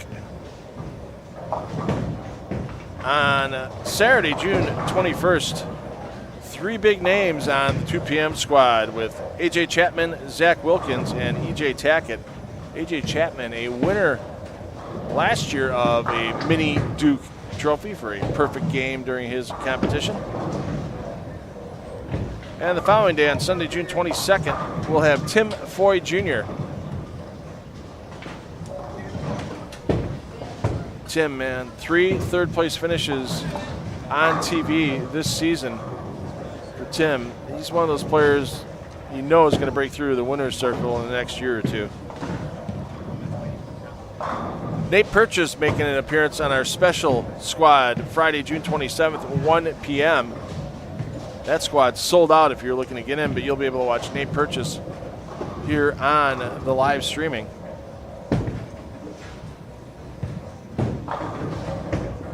Saturday, June 28th, on the 9 a.m. squad, Sean Lavery Spar.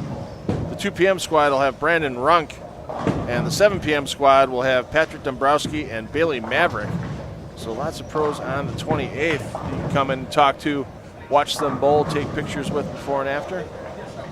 And one of the best Roth-Holman's doubles teams over the last decade, with Andrew Anderson and Chris Prather. They're both bowling on June 29th. That's Sunday at 11 a.m. Already mentioned Boog Kroll and Christian Azcona on July 5th. July 6th, Tom Smallwood. He'll be fishing for strikes instead of fishing for walleye here at Bolero Mount Prospect as he's bowling on that Sunday, July 6th at 11 a.m. And Kyle Sherman and Bill O'Neill will wrap up this 2025 edition of the PBA LBC National Championships with their appearance in the PBA exempt division on July 13th, their final squad at 11 a.m. Other pros may be added. I know I've talked to a couple of them saying once they had a little bit more of their summer schedule settled up, they would be signing up. I know Sean Rash bowled last year. He was a bit of a late sign-up. He bowled on the same squad with Stephanie Zavala, the great PWBA pro who just won this past week on the PWBA Tour. A.J. Johnson was another player who signed up a bit late last year. So when those players sign up, they'll let you know on the PBA League Bowler Certification Facebook page. So if you haven't already followed that, give them a like on Facebook.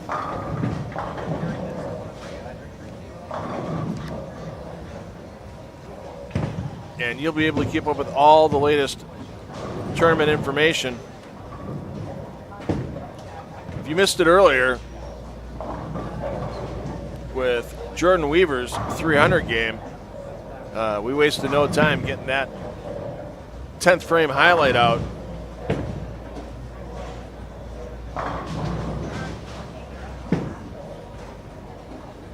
For you to watch on social media.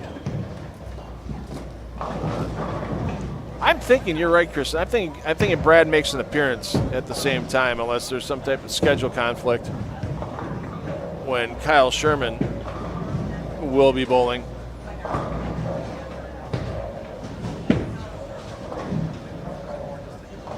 I mean, when one makes an appearance, the other one's usually not too far away. So, and yeah, maybe I'd love to have Brad Miller in the booth. Last time I got to call some action with Brad Miller was back in 2019.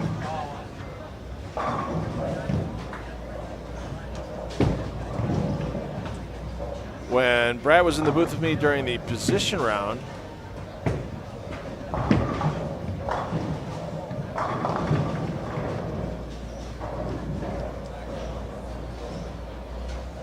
At the Lucy, the Striking Against Breast Cancer mixed doubles.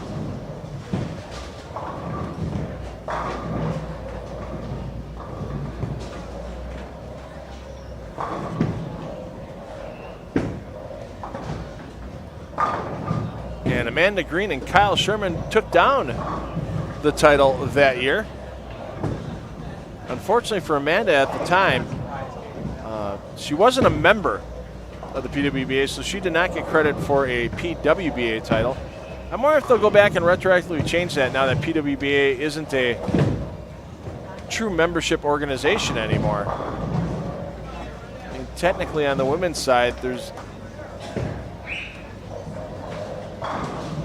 no membership dues.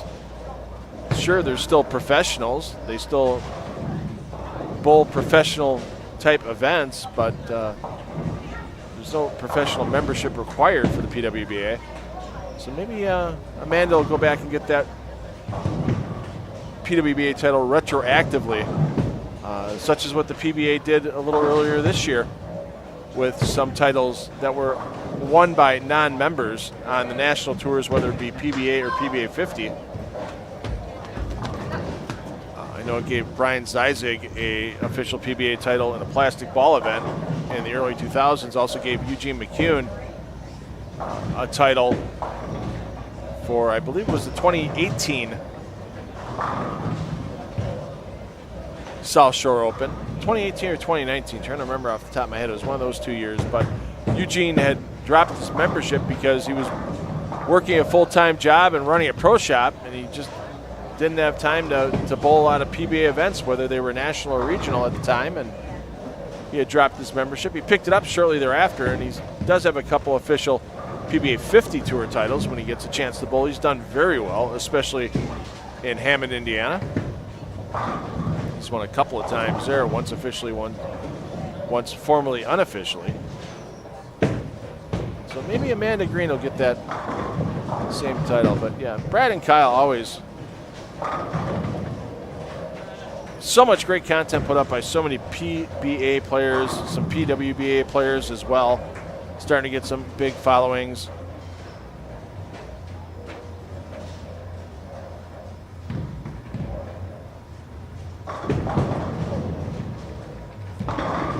Krista, maybe answer in the chat. I know one of the tournaments was a Brad and Kyle handicap type tournament. Was the other tournament scratch?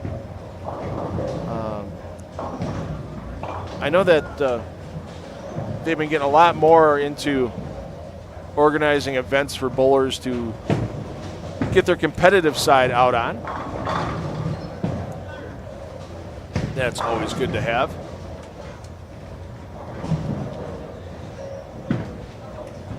And once again, it's good to be inclusive. That's what the PBA LBC is all about, whether it's with the leagues that are certified by the PBA League Bowler Certification Program, or whether it's for these PBA LBC National Championships. Every person that walked in the door this morning is getting their experience of what it would be like not 100%, but pretty close to an actual PBA event. Hey, if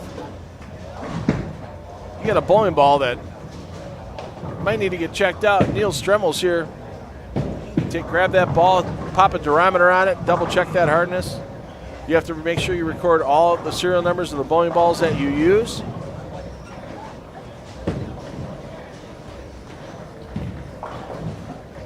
Just like a PBA event, you had to check in, you get your lane assignments.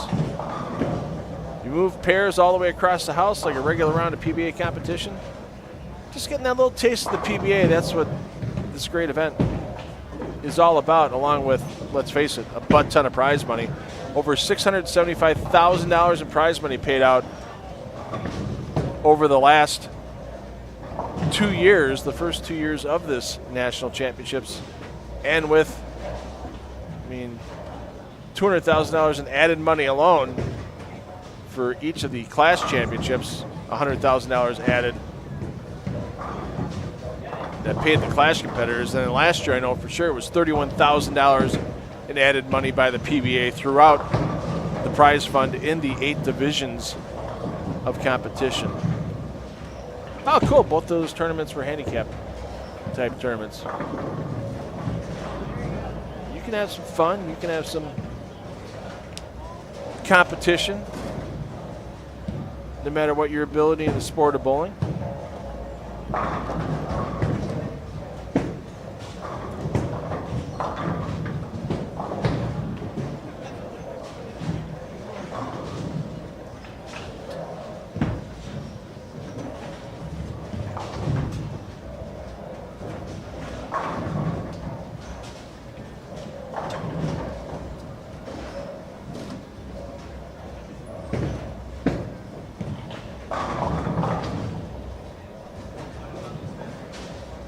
Corey Jumper sitting at 9-16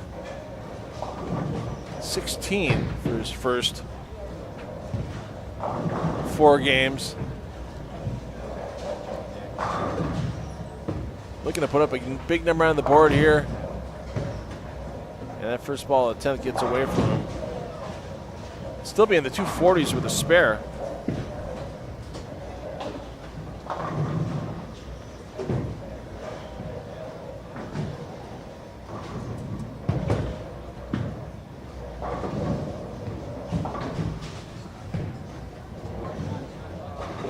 I see the word jump on the back of Corey's jersey, obviously shortening the last name of Jumper.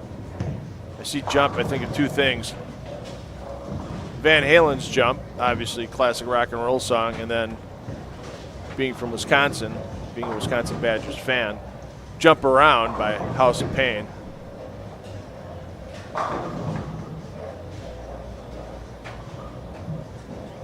That song played at all Wisconsin football games between the 3rd and 4th quarters. Watch the stadium register on the Richter scale when that happens.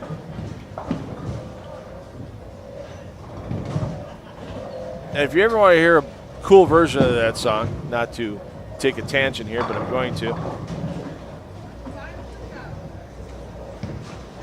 Everlast, one of the members of House of Pain, has a solo recording.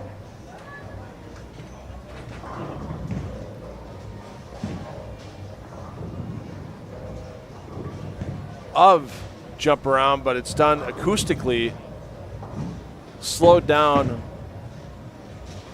with just his guitar. It's a phenomenal bluesy version of that famous song. And it's one of my favorites for sure. So Jumper in the Open Classic division, so he's making a run towards the number put up yesterday.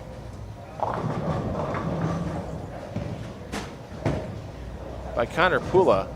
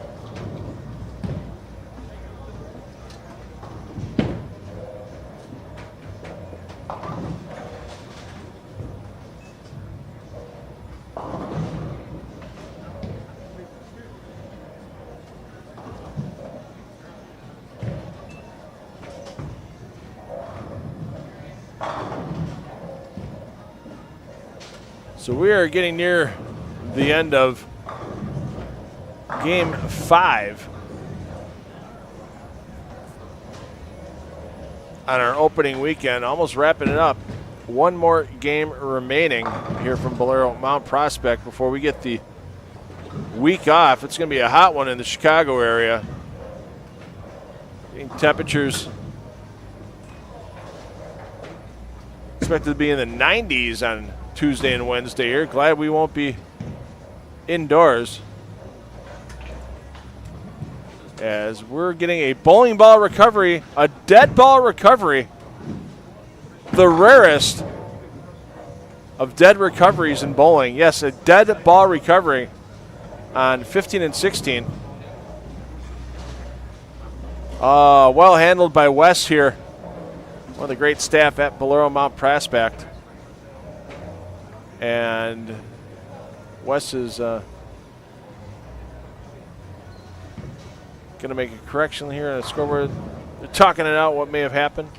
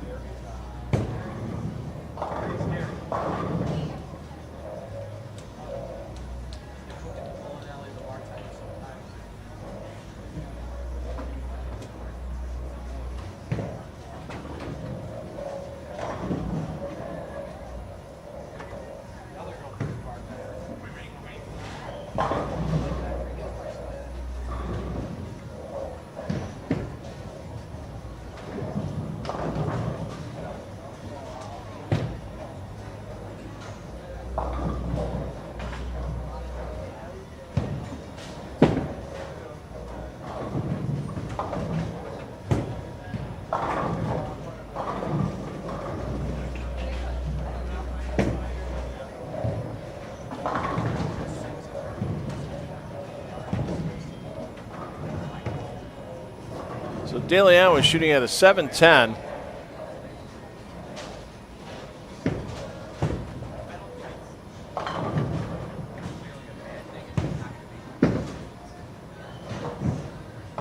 The rack didn't come down in time, and the bowling ball came back up the 10-pin gutter. That's a rarity in the sport of bowling, to get a ball coming back up a gutter.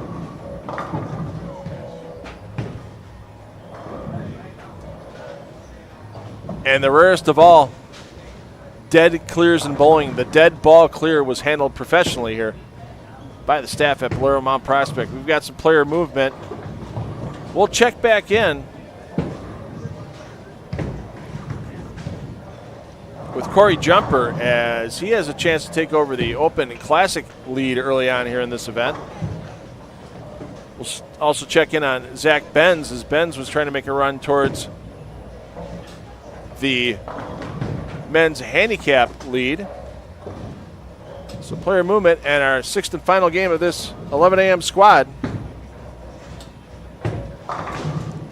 From Bolero Mount Prospect, we're going to close out our opening weekend, hopefully with a bang, at the 2025 PBA LBC National Championships.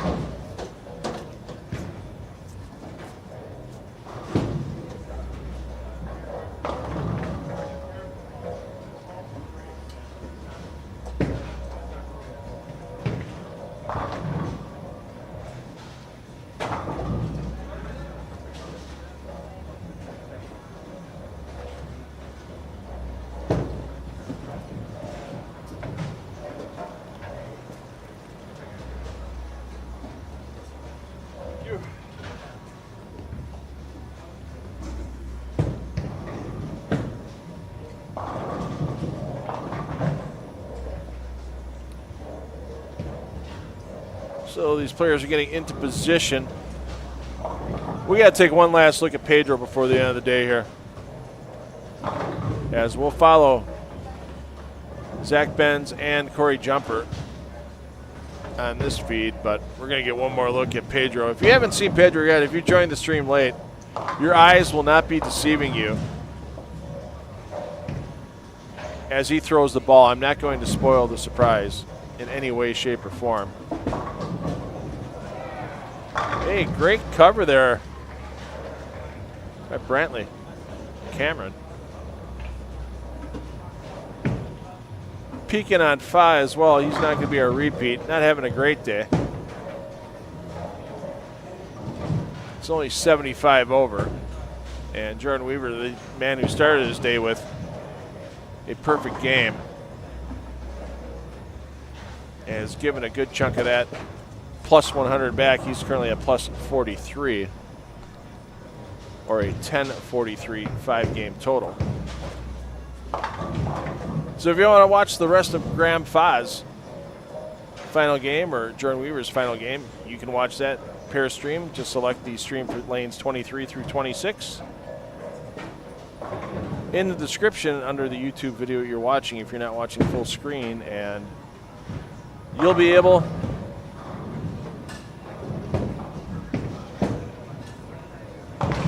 to watch them uninterrupted. And we will not have a new leader in the Open Classic division for our opening weekend, as Corey Jumper would have had thrown a 296 game to pass Connor Pula from yesterday. Pula's total 1457, or a plus 257 total. And so with only having a maximum of 290 for Jumper, he is looking at a best finish of second place of the weekend. But I'll tell you what, if he can get in that, oh, he can't even get 290 now, make it 279. But still, you even get in a 250 range, get to that 1,400 number. That seems to be the magic number for getting a check here in that Open Classic division. It seems to be that the last 2 years, that 233 average has gotten a check. And how about that for Brantley? Gets up, converts to 210, and then just flushes one back in the second frame.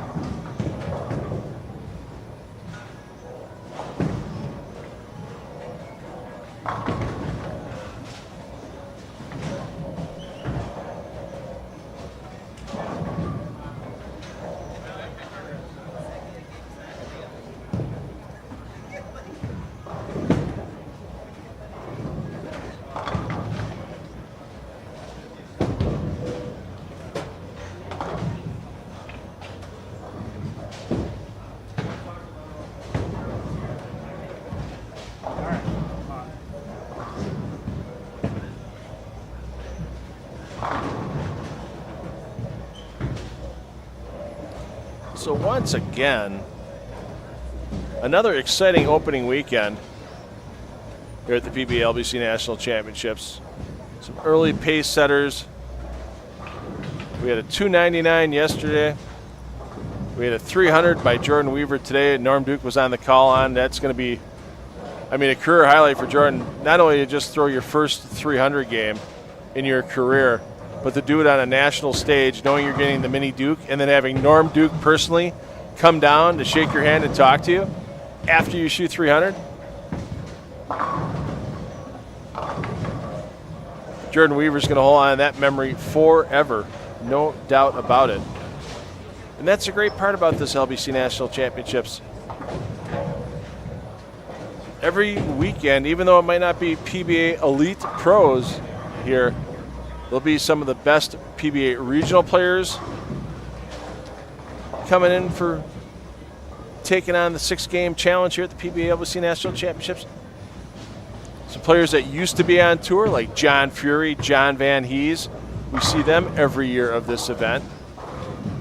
And they might not be on tour anymore, but they're still great players. And they can watch your game, and you get to have some fun with some players. You get to watch some bowlers maybe throw a lot of strikes.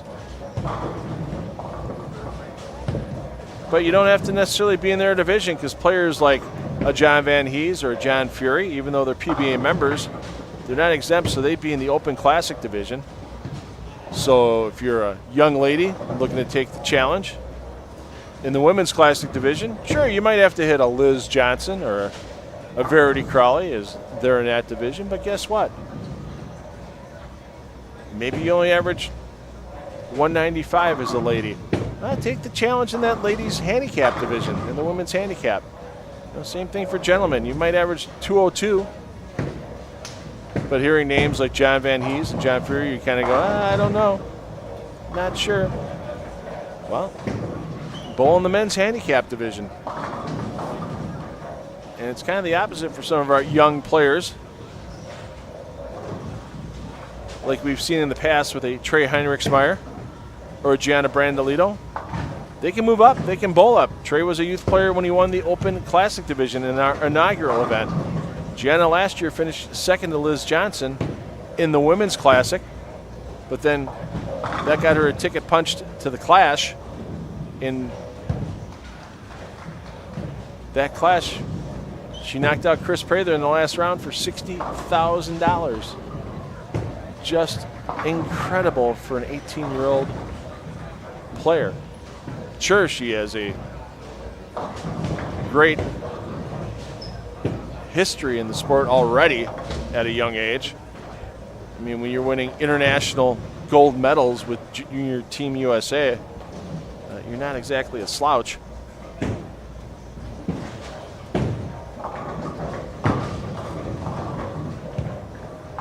And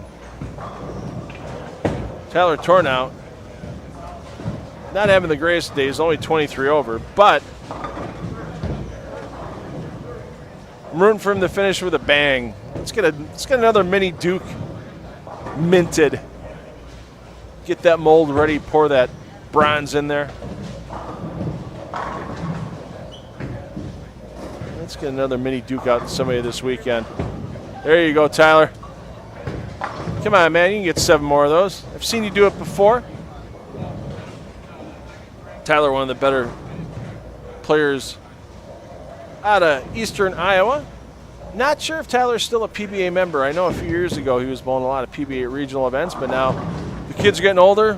They're involved in more sports, and it's kind of shifted priorities for Tyler. Said he hadn't touched the ball in a month prior to today. So I guess on a little tougher pattern, still averaging more than 200 crossing pairs here at Bolero Mount Prospect. Not a bad thing. And Jumper knows, hey, there's still that outside chance.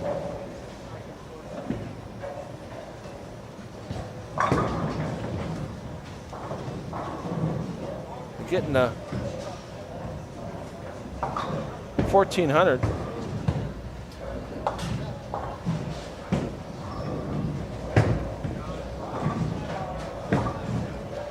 Trying to peek around if there's any other big scores out there right now. Not the case. Somebody that's trying to finish with a really big score, though. Zack Benz.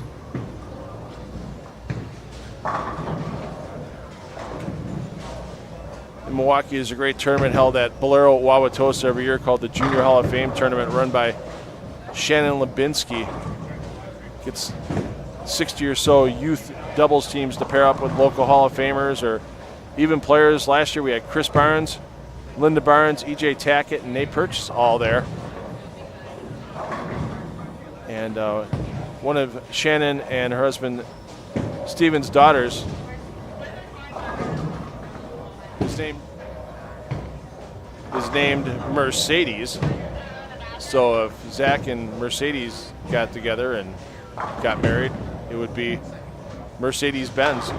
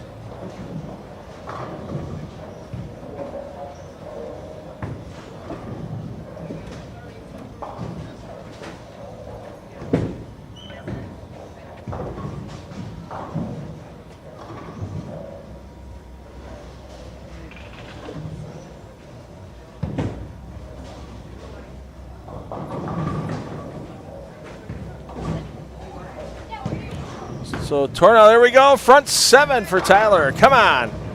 Let's get the big finish. Let's see if Zach can bounce back here off that open frame. In the third, and he's looking at another left side spare. That's what he missed.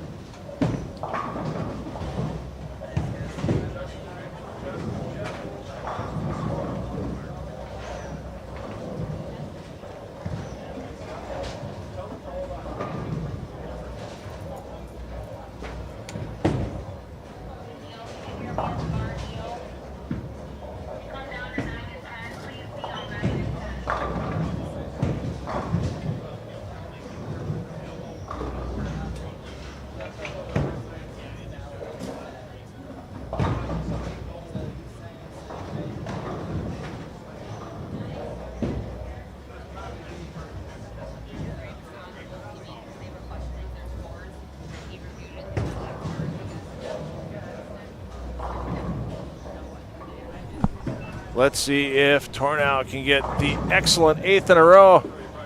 Come on, ball hit. Yes. I want to see another mini Duke. It doesn't go home with the player. They end up getting it awarded after a tournament, but just knowing, walking out of the building, even though the first 5 games may have not been successful for Tyler Tornell as he wanted it to be able to walk out of here. There's only about 22 or 23 mini Dukes overall.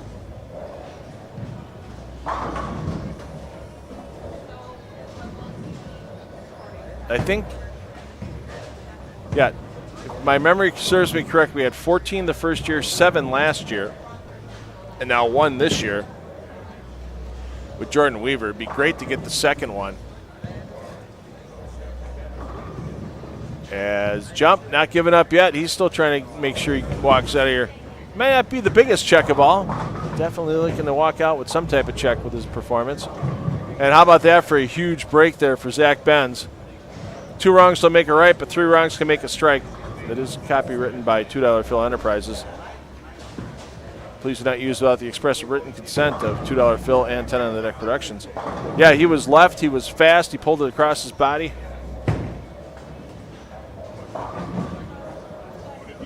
And he was off balance at the line. But still managed to make it fall.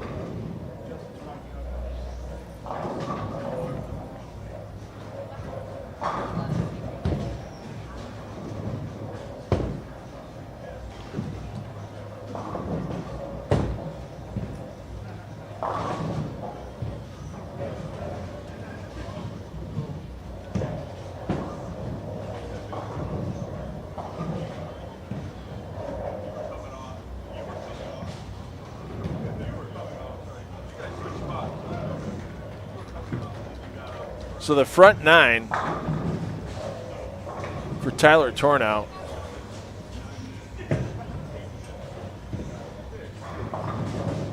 And it may not have been the best of days to this point for Tyler Tornow, as he's just 23 over, a 10-23 total for 5 games.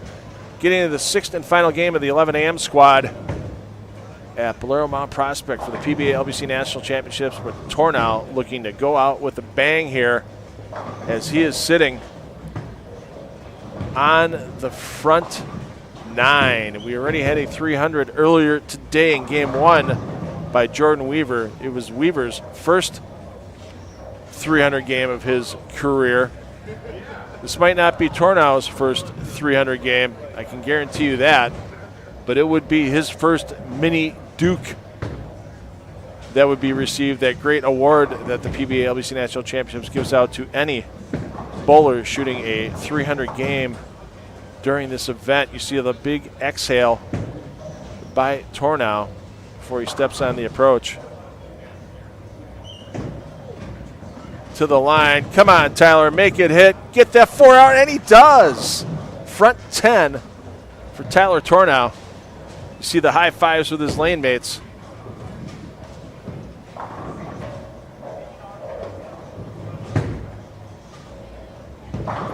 Brentley Cameron, young man in the boys handicap division, been hanging tough with these 2 open division players, with Tyler Tornow and Corey Jumper. Jumper was making a run towards the lead a little bit earlier. Still going to have a solid finish himself, but Tornow can get the plus 123. Might get him a check by the end of the event. But right now, the focus is on getting that mini Duke. He's staring it down, and he goes high and gets less than half. Or did he get the 9? He got the 9 out, so he got half. Still a heck of an effort.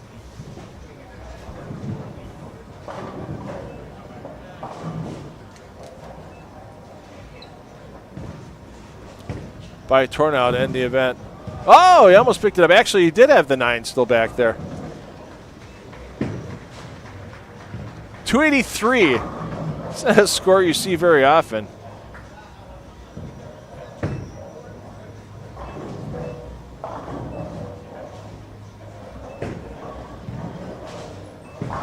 Player in the men's handicap division with Zack Benz got a big break last time in that lane, parlayed it into a double, as he's looking to make a run towards the men's handicap lead.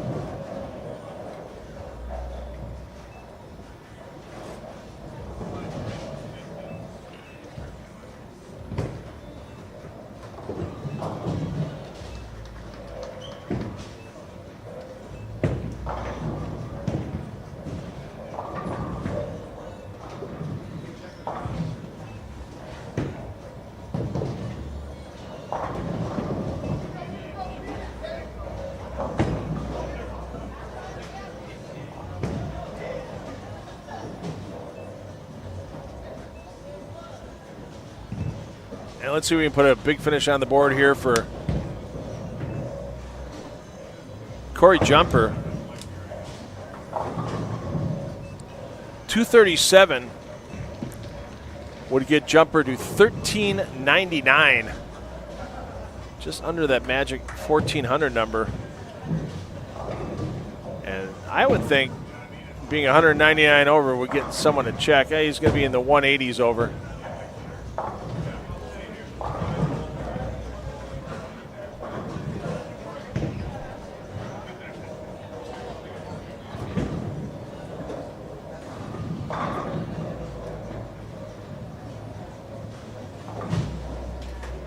That may be the last ball we see today from Pedro Velasco Jr. You may have seen sneak in there in lane 26, but that's not the last I think we've heard of the bowling stylings of Pedro Velasquez Jr.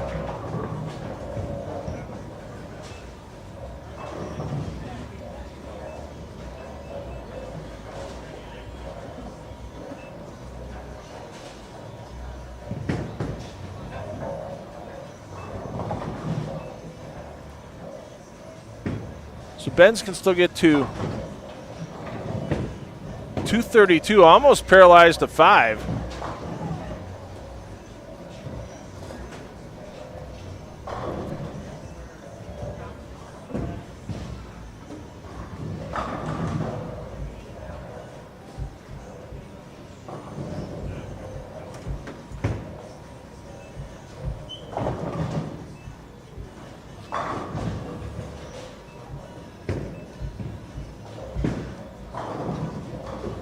Mark Blaha, you now have a new challenge in life.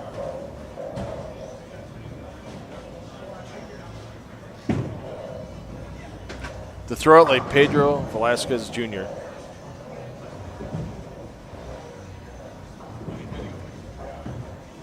Pardon me, Velasco Jr.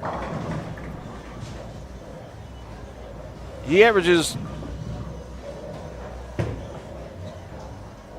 in the 180s with that style, and that's not his only style that he has. He can throw it conventional. He can throw it left-handed conventional. Can throw it two-handed. He's working on trying to develop the left-handed behind-the-back toss as well. And also, when he throws it behind the back, don't forget he can either throw the right-handed hook or the left-handed hook from the left side or right side of the lane, respectively.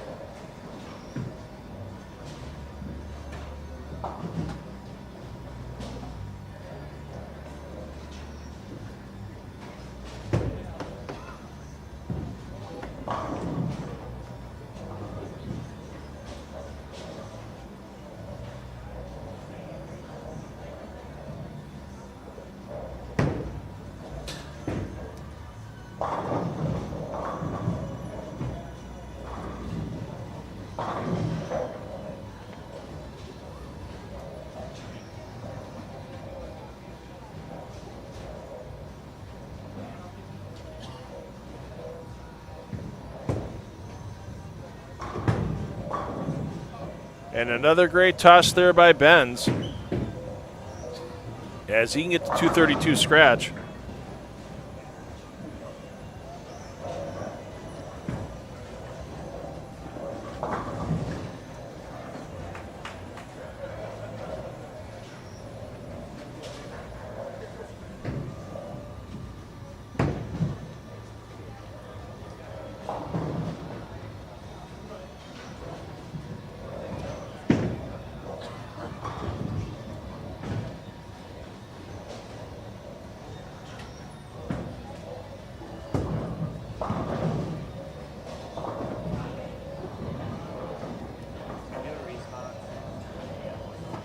So Benz can't get to the lead in men's handicap. If he strikes out, he gets to 1481 with his handicap included. So first place right now in our opening weekend was Robert Morris with 1502. But still, great effort.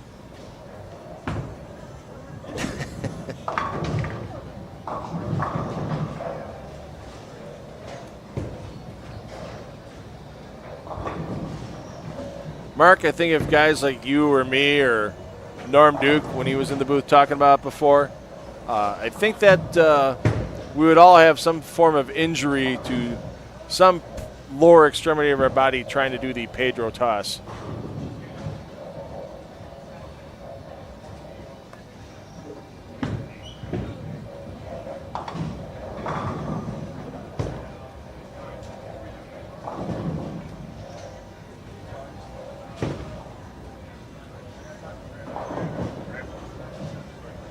So that's going to bring the total down a little bit more for Zack Benz. So after our opening weekend, you'll be able to find results on the PBA LBC National Championship Tournament at pba.com/LBC Tournament. That ends our coverage here in the main feed.